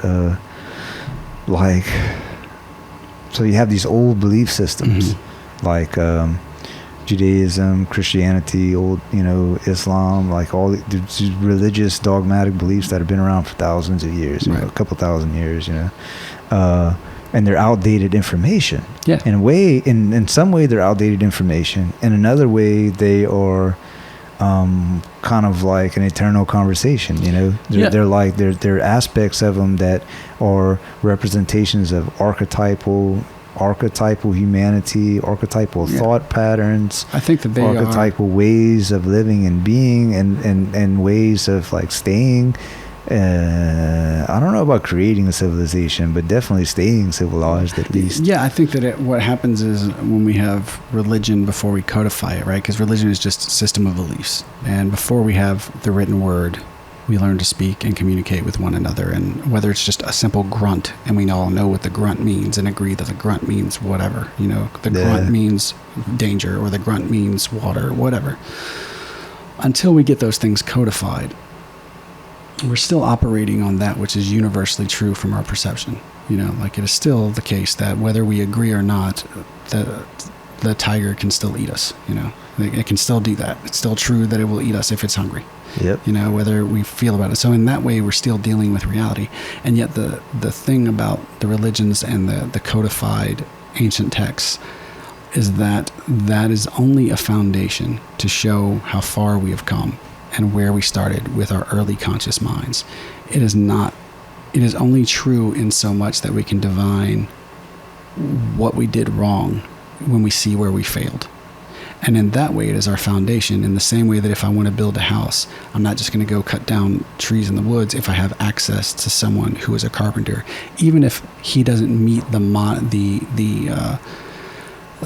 modern regulations, the city codes, right? Mm-hmm. I'll still ask a carpenter, even if he doesn't know the city codes, because he could help me build a house better than I could build a house with no knowledge at all.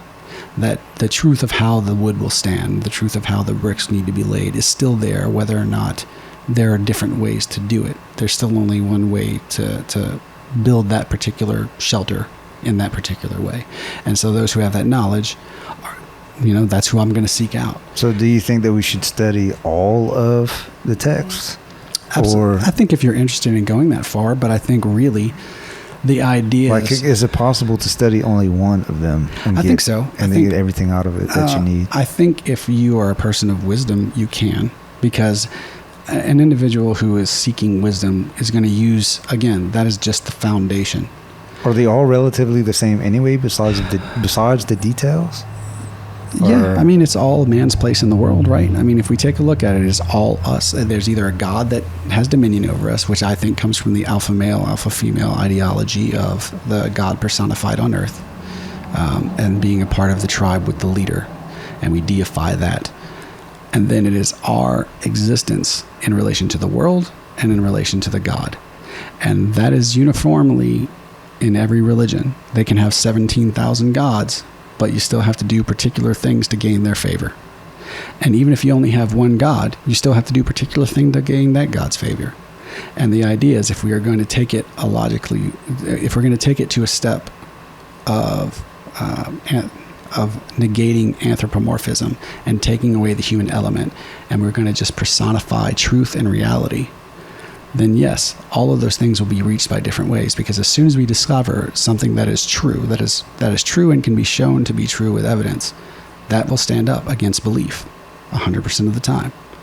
People can choose to not believe in gravity all they want, but if they jump from a cliff without any assistance, they're going to fall down, and it'll probably hurt. And their belief does not change the reality of the situation. The only thing that belief can do is manipulate reality, which I still think is fascinating. Like all those people who are like, oh, belief can't create reality. Really? Yeah. I mean, look at what I'm doing right now. This was an idea. This mic was an idea. It was a belief that we can make it become reality. And we manipulated nature. We manipulated and discovered the truth. I've been doing it my whole life. Like, having ideas, like ideals in my mind.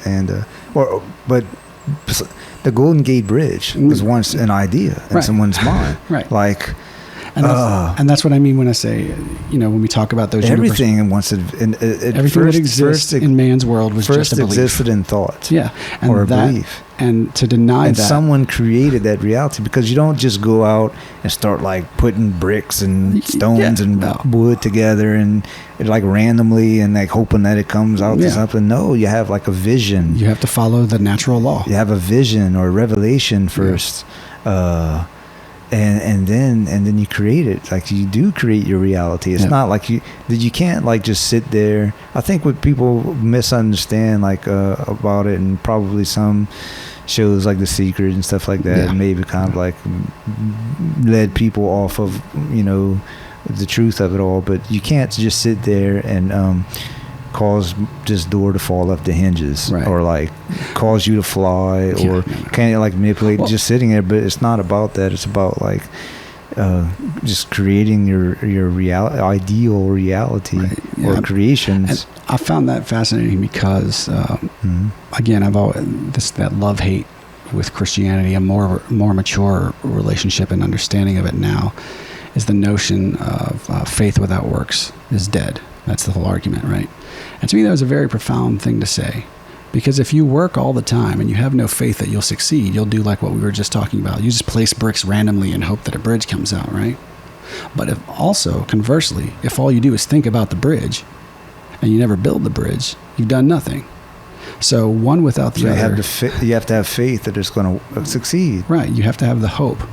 You have to have the faith and the belief. And that's the thing about humans having faith. And that's why theologians struggle for human beings to maintain faith. Because faith is belief beyond reason. And the only reason we have gotten this far is because we believed with no evidence that we could do it. There's no evidence that human beings could fly. And like science, it includes science too, because absolutely, science is always a discovery of the unknown. Right. Like, it's always us trying to discover what we don't already know, and whether it's physical laws or elements or Yeah, stuff, So yeah, so science is actually has always been based on faith as well. Absolutely, because you're hoping that your hypothesis is correct. You're trying to prove your hypothesis. That's the whole point, right? And so you have to have faith that you spent all this time and that the math is correct. You have to have faith. And yes, you get evidence later when you succeed, right? Like in psychology, the idea of knowledge is only evident through a change in behavior, right? That's the only way we have evidence of knowledge. Because if I say 2 + 2, or rather this, if I say, Damon, I'm going to teach you to ride a bike. And you're like, oh, okay, cool. And so we spend time together, and I spend an entire day trying to teach you to ride a bike. And then you never ride a bike again. Do I know that you know how to ride a bike? No, because I have to see an evidence of it. I have to see the change in behavior to do so. And that's the thing with the expression of knowledge, is we have to seek it faithfully, discover whether or not it's true, and then those beliefs that are wrong, we throw them away, and then we have knowledge, and knowledge will change our behavior. I think that all knowledge is based on belief. Absolutely. All knowledge is based on belief. Right. Well, it's based on it, but if it turns out to be true, then it's real. Like we can have knowledge of things that are not true. But is truth not consensual too? No, I don't think truth is consensual, because people don't have to agree for things to be real. Like we don't have to agree that water is wet. It is. We don't have to agree that gravity exists. It does. Whether you believe it or not, if you live on Earth, you succumb to it, right? But I guess like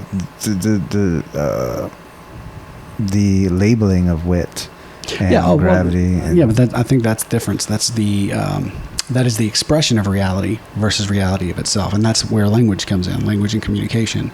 Because I whenever I was about 13, had this argument with someone because I was misunderstanding.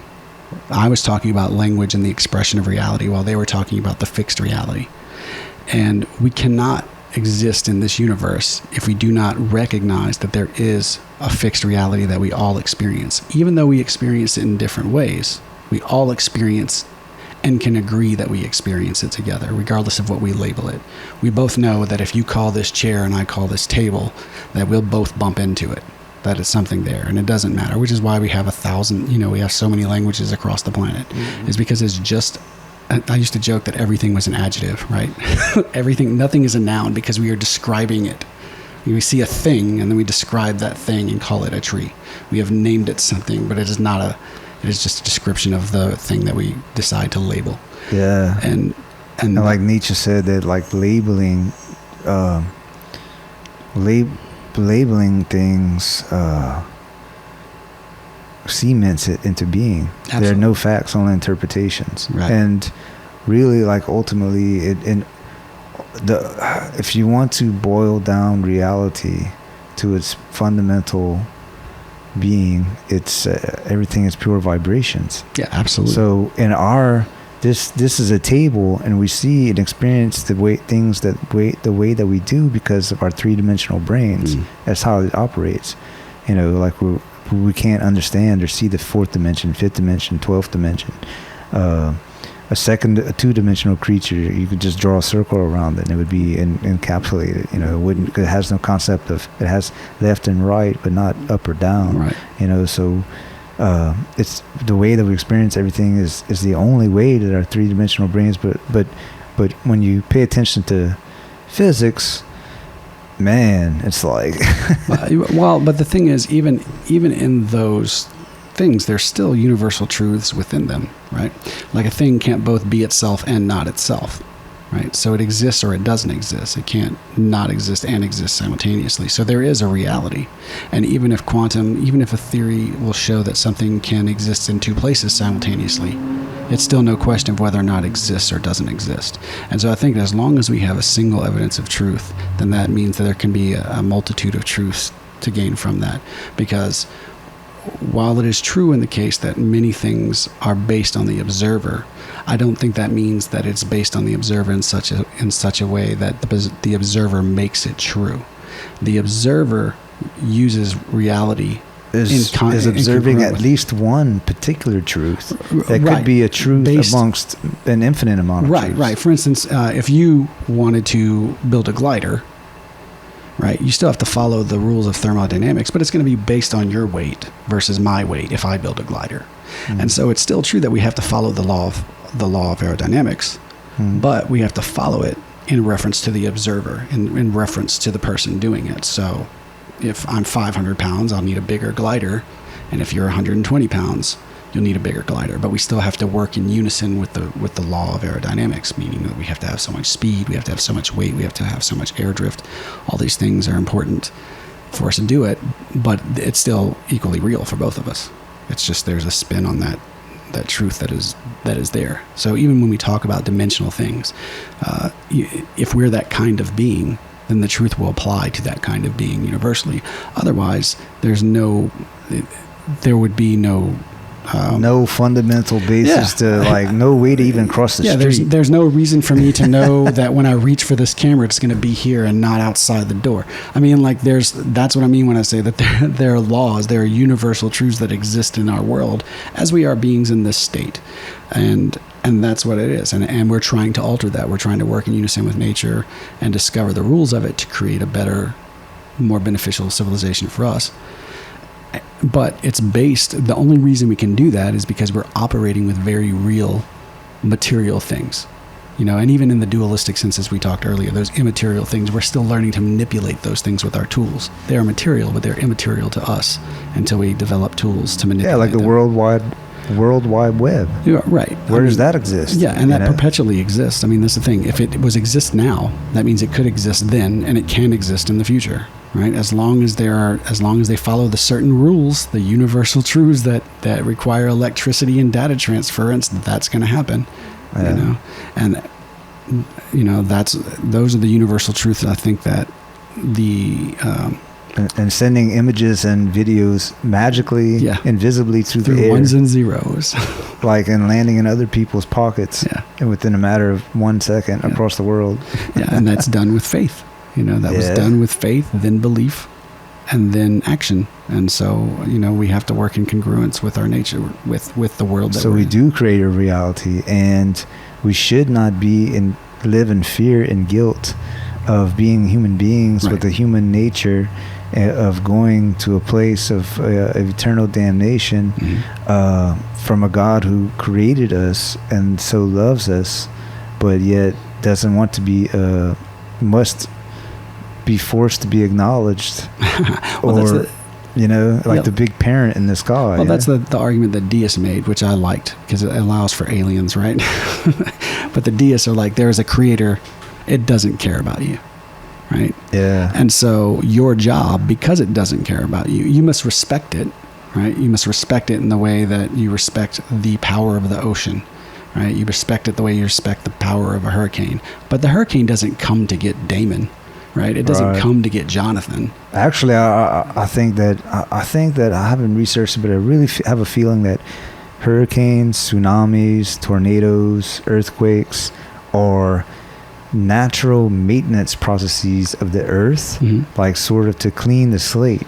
So like hurricanes, or probably, I don't think it's a new occurrence, or ice ages, the glaciers and the snow like clean and wash away the land. The hurricanes, kind of like, diminish the population and, destroy a lot of things, and tornadoes.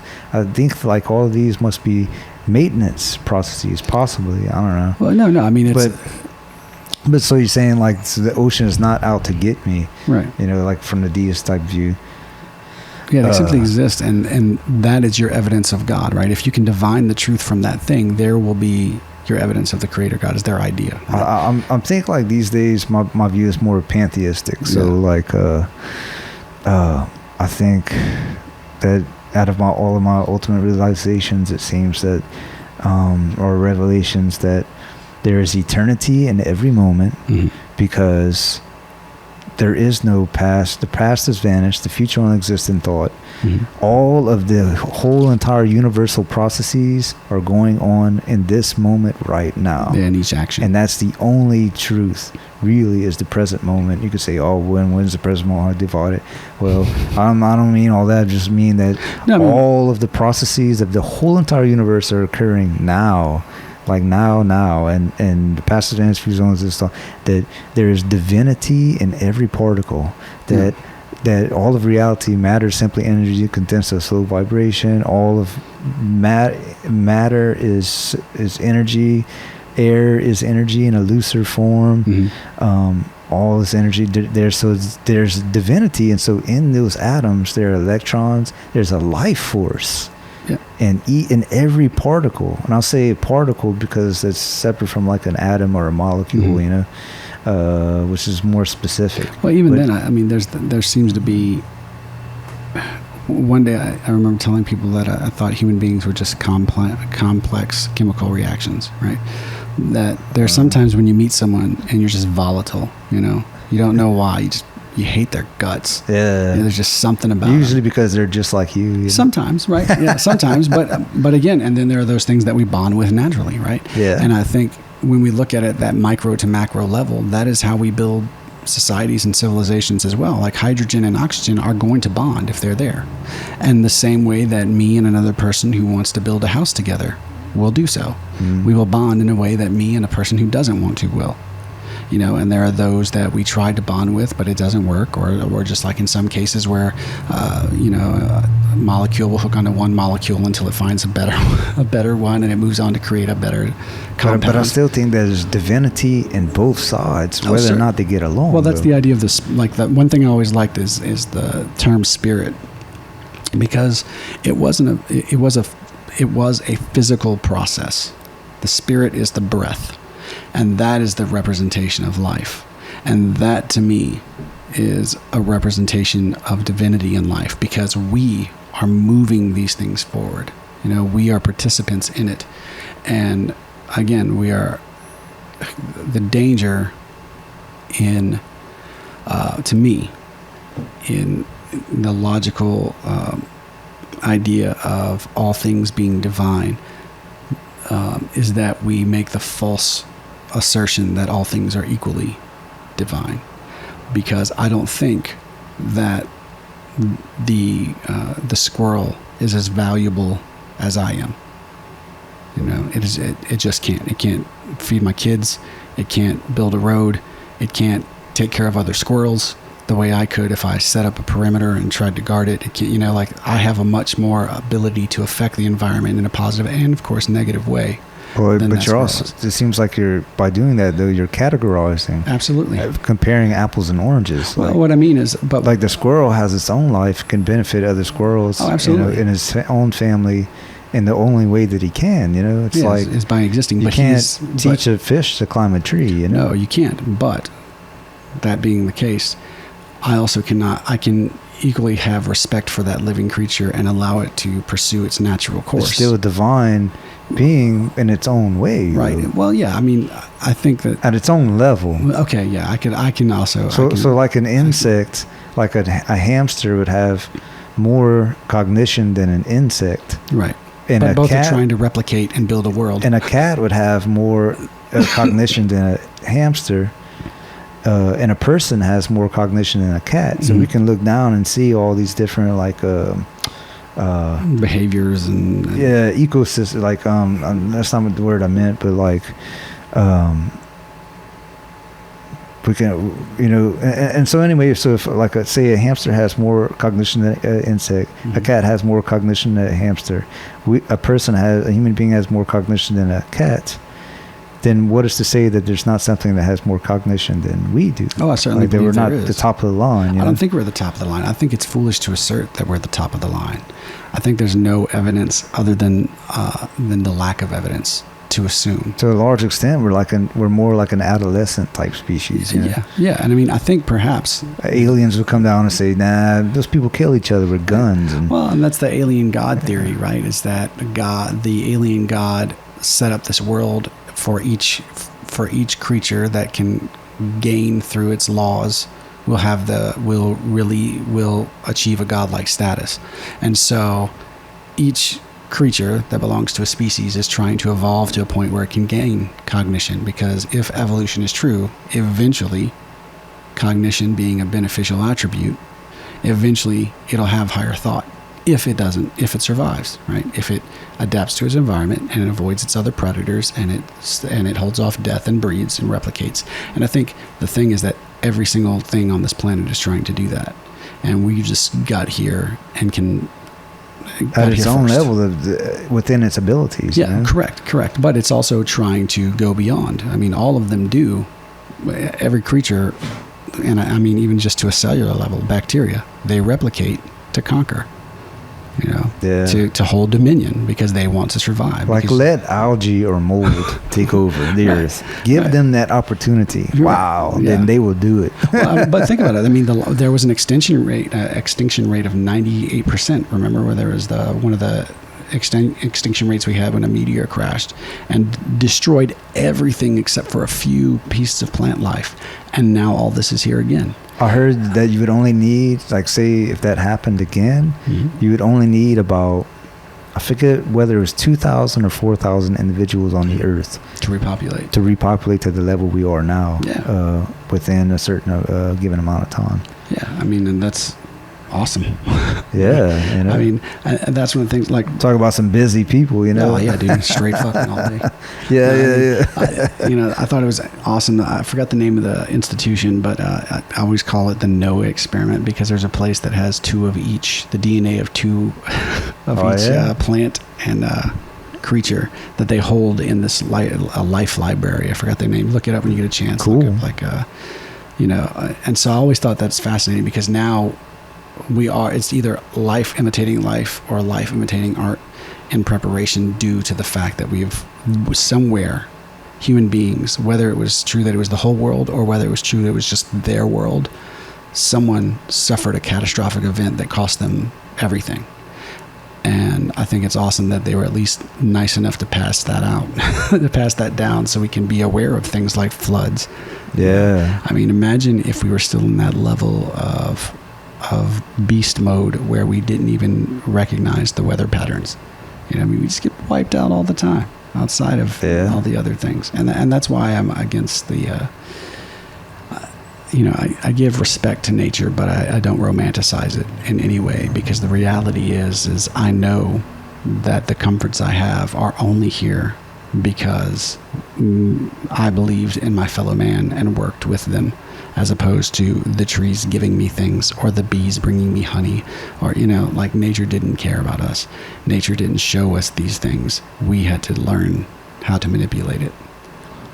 But I also feel, though, I guess sort of, I don't know if it's counter to that, but there's eternity in every moment, divinity in every particle, and that it all is one organism. Oh, I agree. So, like, the ocean and me, and going down from the smallest microcosm of an anthill, it's like that is operating as one organism, or the ant itself. Yeah. Or us being a host of trillions of bacteria. We're like a planet.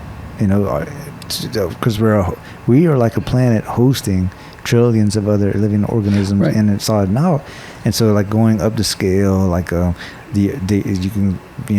patch of grass is operating as one single blade of grass is operating is an organism, and then a patch of grass is operating as an organism, and then the earth as a whole could easily be seen as an organism. The solar system is sort of like resembles like a molecular type structure, which is operating like an atom, electrons going around, and protons, neutrons, and all that stuff like that. But in a galaxy, easily, I mean, look at the pictures from the Hubble. They look like organisms. If you didn't know any different, if you go further, so it's possible that the whole universe is an organism. Where the conscious neuron, and then maybe it's right. Maybe and it could be similar to brain structure, which I've seen pictures where it's like similar to brain structure, but maybe so like the universe is simply an atom of a larger piece of matter, and then like on and on and on to infinity. So, like, I don't know.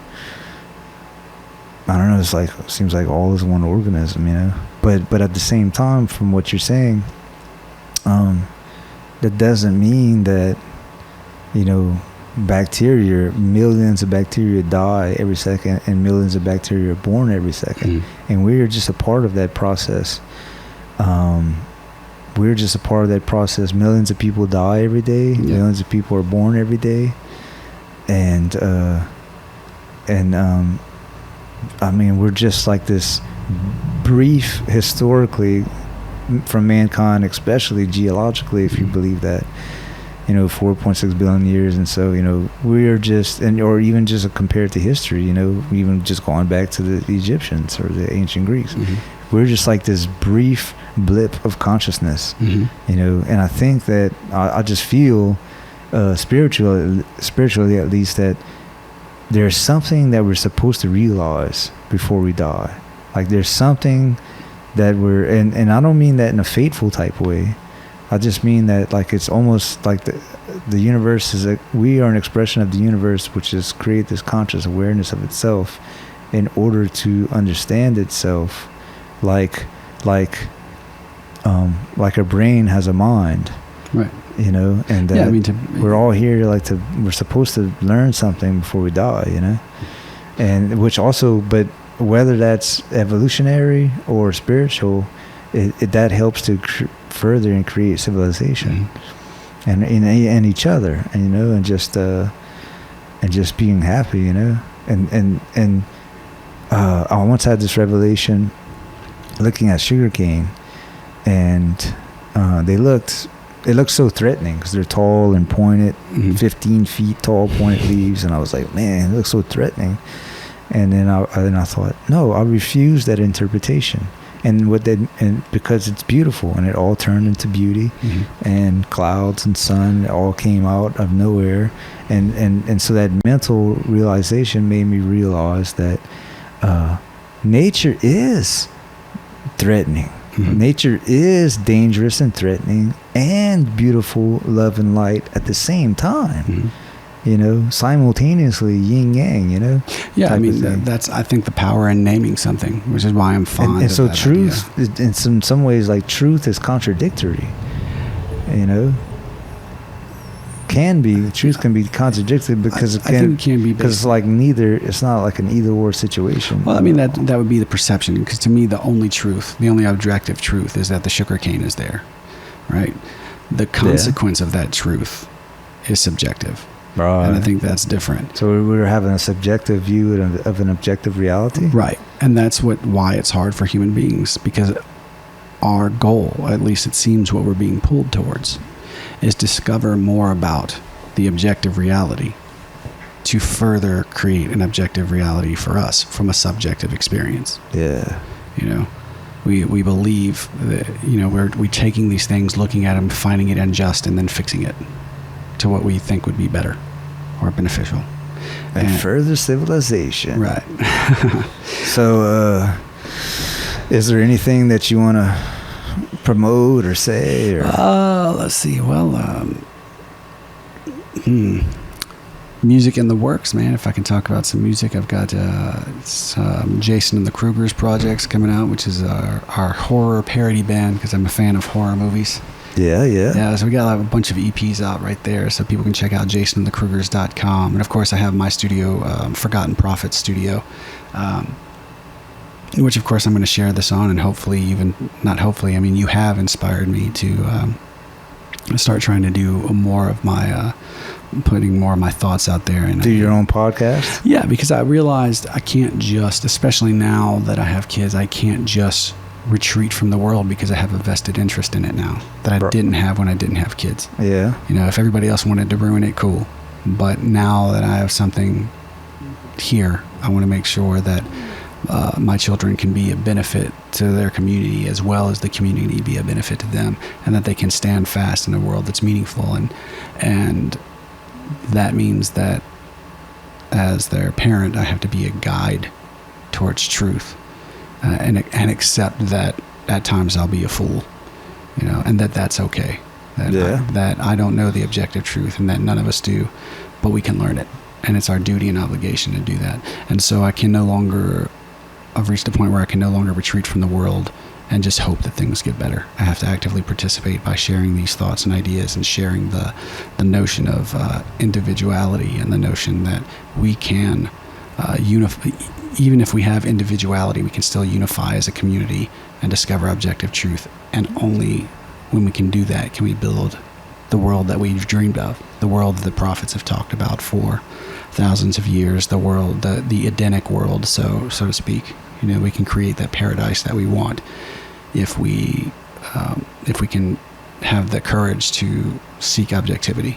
I feel the same way. Like all the education and writings and self-education and all of the years and years and years, the whole lifetime of gaining information and deciphering truth, and all the eternal conversations, all the eternal writings, like all of the knowledge that I've gained on the mountaintop, Right. needs to be. I need to find a way to express them. And in my, and you brought this out in me with our conversation the other day, is because I've been, for lack of a better word, an isolationist for so long. Yeah, me too. Where I've just dealt with my immediate family and immediate community. And I am a loner. I am a loner by nature. And I forgot. I like to be alone. I like to work. I prefer to be alone. I prefer to work alone. Yeah. But there's so much. And what it would be unethical, right? It's and like immoral for me to just go to the grave and not share your knowledge. Yeah, not share, and that goes for anyone. And mine came from a different place, because mine comes from that weird, long ago lack of self-esteem, where what I know is not that big of a deal, so much so that I forget that I know things that other people don't know, because I don't consider myself truly brilliant. So if I know something, surely everyone else should know it. And so it wasn't until you brought up the notion of Gehenna, or rather when we were talking about it, that Gehenna is the physical place. It's not the terrifying afterlife. That I realized that I know that, and I can live my life in accordance with that. But millions of people don't know that. And millions of people don't live a fulfilled life because they don't have the truth. They don't have the knowledge that I have through my research and through mentors. And it is, as you said, it is my duty, now that we are in the information age, to not take that to the grave with me, because having information, like you said, that as much as I kind of off put it, that information can change the world, because it can change an individual's behavior in such a way that they live a more fulfilled life and bring joy to everyone they know. And if just 3 or 4 people can do that over time, that changes, hundreds and hundreds of people every moment. Every time they can interact with someone and realize that this is what they have now, and that they're behaving in accordance with that which is beneficial to all humanity, and they're doing it from their own will without the fear of repercussions. They're actually making a moral decision, because you can't receive moral credit if you've done it out of coercion. Yeah, right. Yeah, you're not a good dude if I put a gun to your head and said, go save that baby in the burning fire. Yeah. Right? You're not a good dude. I was going to kill you. It doesn't even count. Right. And that's it. You get no credit for it. If you're doing moral activity for the sake of recognition, then to me that doesn't even count. Yeah, no, that's just that is the effect and or benefit of those who recognize moral decency, right? But you don't do it because you get recognized in moral decency, because that is not moral. You do it because it is morally right first, and what happens, which is... And usually the after effect is just not necessarily recognition, but spreading. Yeah. Sharing. Yeah. Of that goodness, of being good, being moral. Yeah, showing people the potential of what it means to have another human being in your life, as opposed to just a cat. Yeah. You can have all the cats you want, but I can drive you to the hospital if you're feeling bad. Or just being a light, Yeah. Because I heard this recently, like, all the light in the world cannot, all the darkness, that'd be pretty bright. Right. All the darkness in the world cannot extinguish the light of one single candle. Nope. I was like, whoa. Yeah, and that's the idea of the, that anarchy philosophy of no rulers, right? You can only have a world of no rulers if everybody is moral, and the only way you can get to morality is by setting the standard. You have to be the light. You can't tell someone to do something and expect them to just do it if you don't do it as well, because you set the standard in each interaction. If you interact with someone in a shitty way, who are you to get upset when someone else treats you shitty? Yeah. You know, if you are violent, you have no recourse against those who are violent against you, because you have no just cause to be angry that they're violent against you, because you have set the standard. And that so many people with big ego problems, though, still do. But of course, and those are the lower animals. Right. I mean, people don't like that, but that's the reality. Is we are born beasts. Not every beast becomes a human being, and that's just the reality of it. Just like some people hate the term savages, but sometimes all humans were pretty savage, because they killed and postured and beat and harmed one another for natural resources, for territory, just like any other animal. And so it's always absurd to me to watch people look at all the evidence of the rest of the world and see how every other creature reacts, and then get surprised when the human does something else stupid. yeah. Like every other thing on this planet does something stupid from time to time, because it is just a learning creature. The name of the game in nature is murder. You know? Yeah, straight up. and It's consumption. They will kill each other and eat each other. Yeah. That's what they do. Yeah, I think Louis C.K. had a bit about that, where, aren't we blessed to die on a mattress and not chewed to death? Because that is what awaits you in the natural world. Without all these walls, you either die of disease and exhaustion, or you get eaten. Those are your options without man's help, and that's it. Yeah. Eat or be eaten. Survive the disease, or it kills you. I once wrote that that man has the capacity to be better. Like you're saying, I once wrote that growing up is the increasing realization of the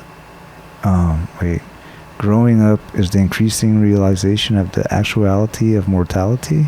Oh, certainly. And is the increasing realization of how much one's actions affect others. Yeah. So as you get older and gain more of a conscious, you realize, like, say when you're young and a teenager especially, and you do all kinds of shit to harm people and say hurtful things, and without not even thinking about it, you don't even care, and then so as you get older, you start realizing, and also when you're a teenager, in your young 20s, you're bulletproof, you're immortal, you'll never die, you're 10 foot tall and bulletproof, but then as you get older, you realize, hey, wait a minute,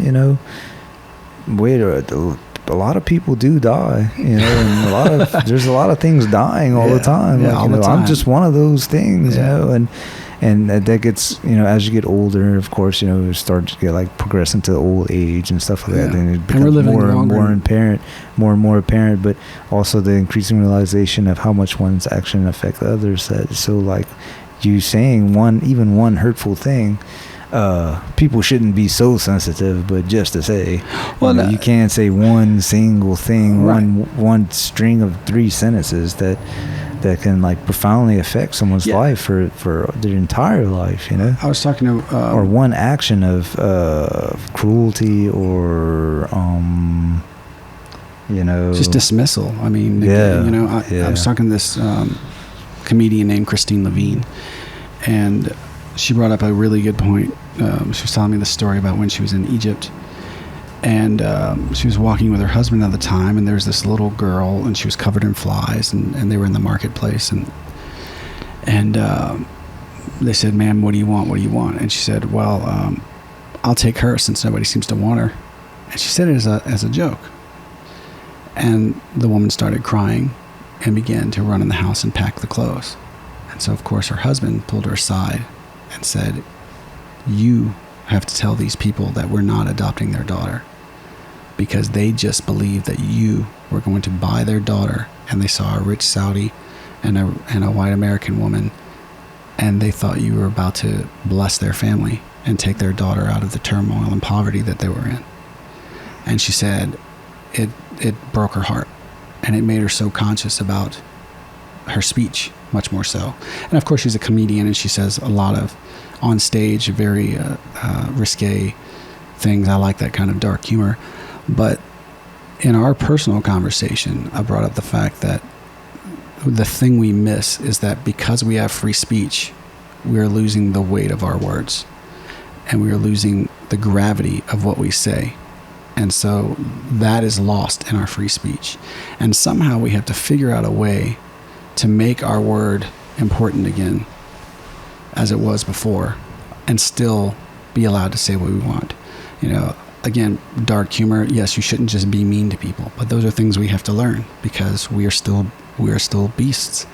You know, we start as beasts and we learn to be human beings, and some people never learn to be human beings. And the hardest part for me was to realize that some people are never human beings, and not be angry about that, in the same way that I'm not mad that a dog, I mean, I'll be frustrated if a dog comes and, you know, takes a dump in my yard, but it didn't do it. It didn't consciously think, I'm going to get this guy's yard and do it. And there are some people that are at that level. They only interact on base animal needs. They don't consider the world outside of them.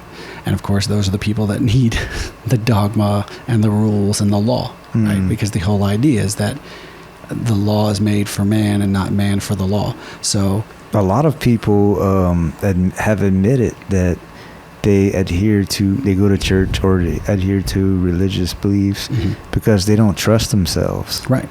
You know, and if this person didn't go to church, he or she would be an alcoholic, or he or she would be fighting everyone or something. So some people, strangely, some people actually admit that they need that to restrain themselves because they don't trust themselves. Yeah, I mean, you go to some people actually don't trust themselves. And you know what? I'm glad that it exists for those people, because the world as man has built it, as imperfect as it is, we are setting up and doing our best to set up institutions to allow for those who have their own nature to interact and do that.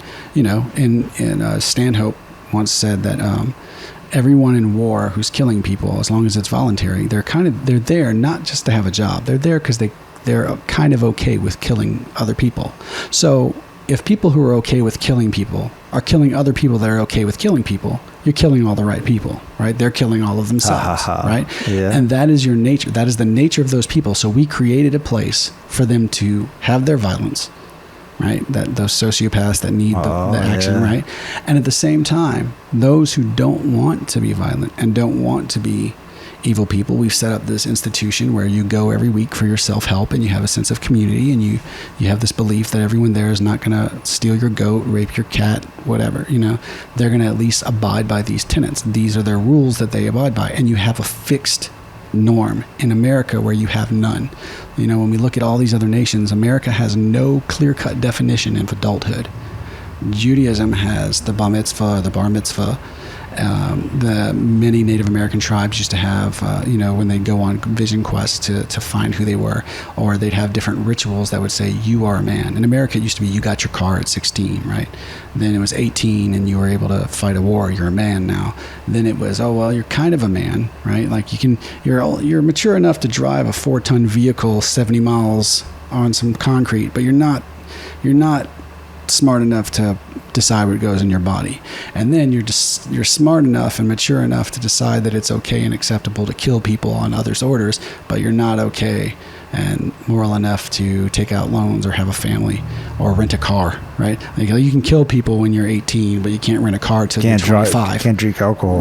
Right, you can't drink alcohol. You can't buy a beer, but you can die. And so we don't have those rituals, but these other private institutions allow for those rituals and allow for those places. And of course they're imperfect, because human beings are trying to set up their systems to the best they can. And a lot of times when we deal with these kind of conspiracy theories, it's malice, but in all honesty, it's not malice as much as it's incompetence. You know, there are a few probably very wealthy, malicious people, but there are also probably a lot of very wealthy people who are not malicious, who want to see humanity succeed, who want to see us benefit, who want to see those who are worthy and those who have merit rise to the top.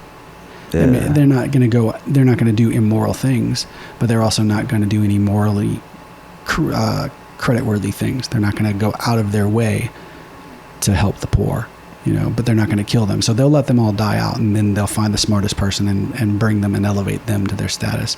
And there are people that operate like that. And you can make an argument that, they should do more, et cetera, but that's irrelevant. The argument is whether or not they are doing a moral or immoral action.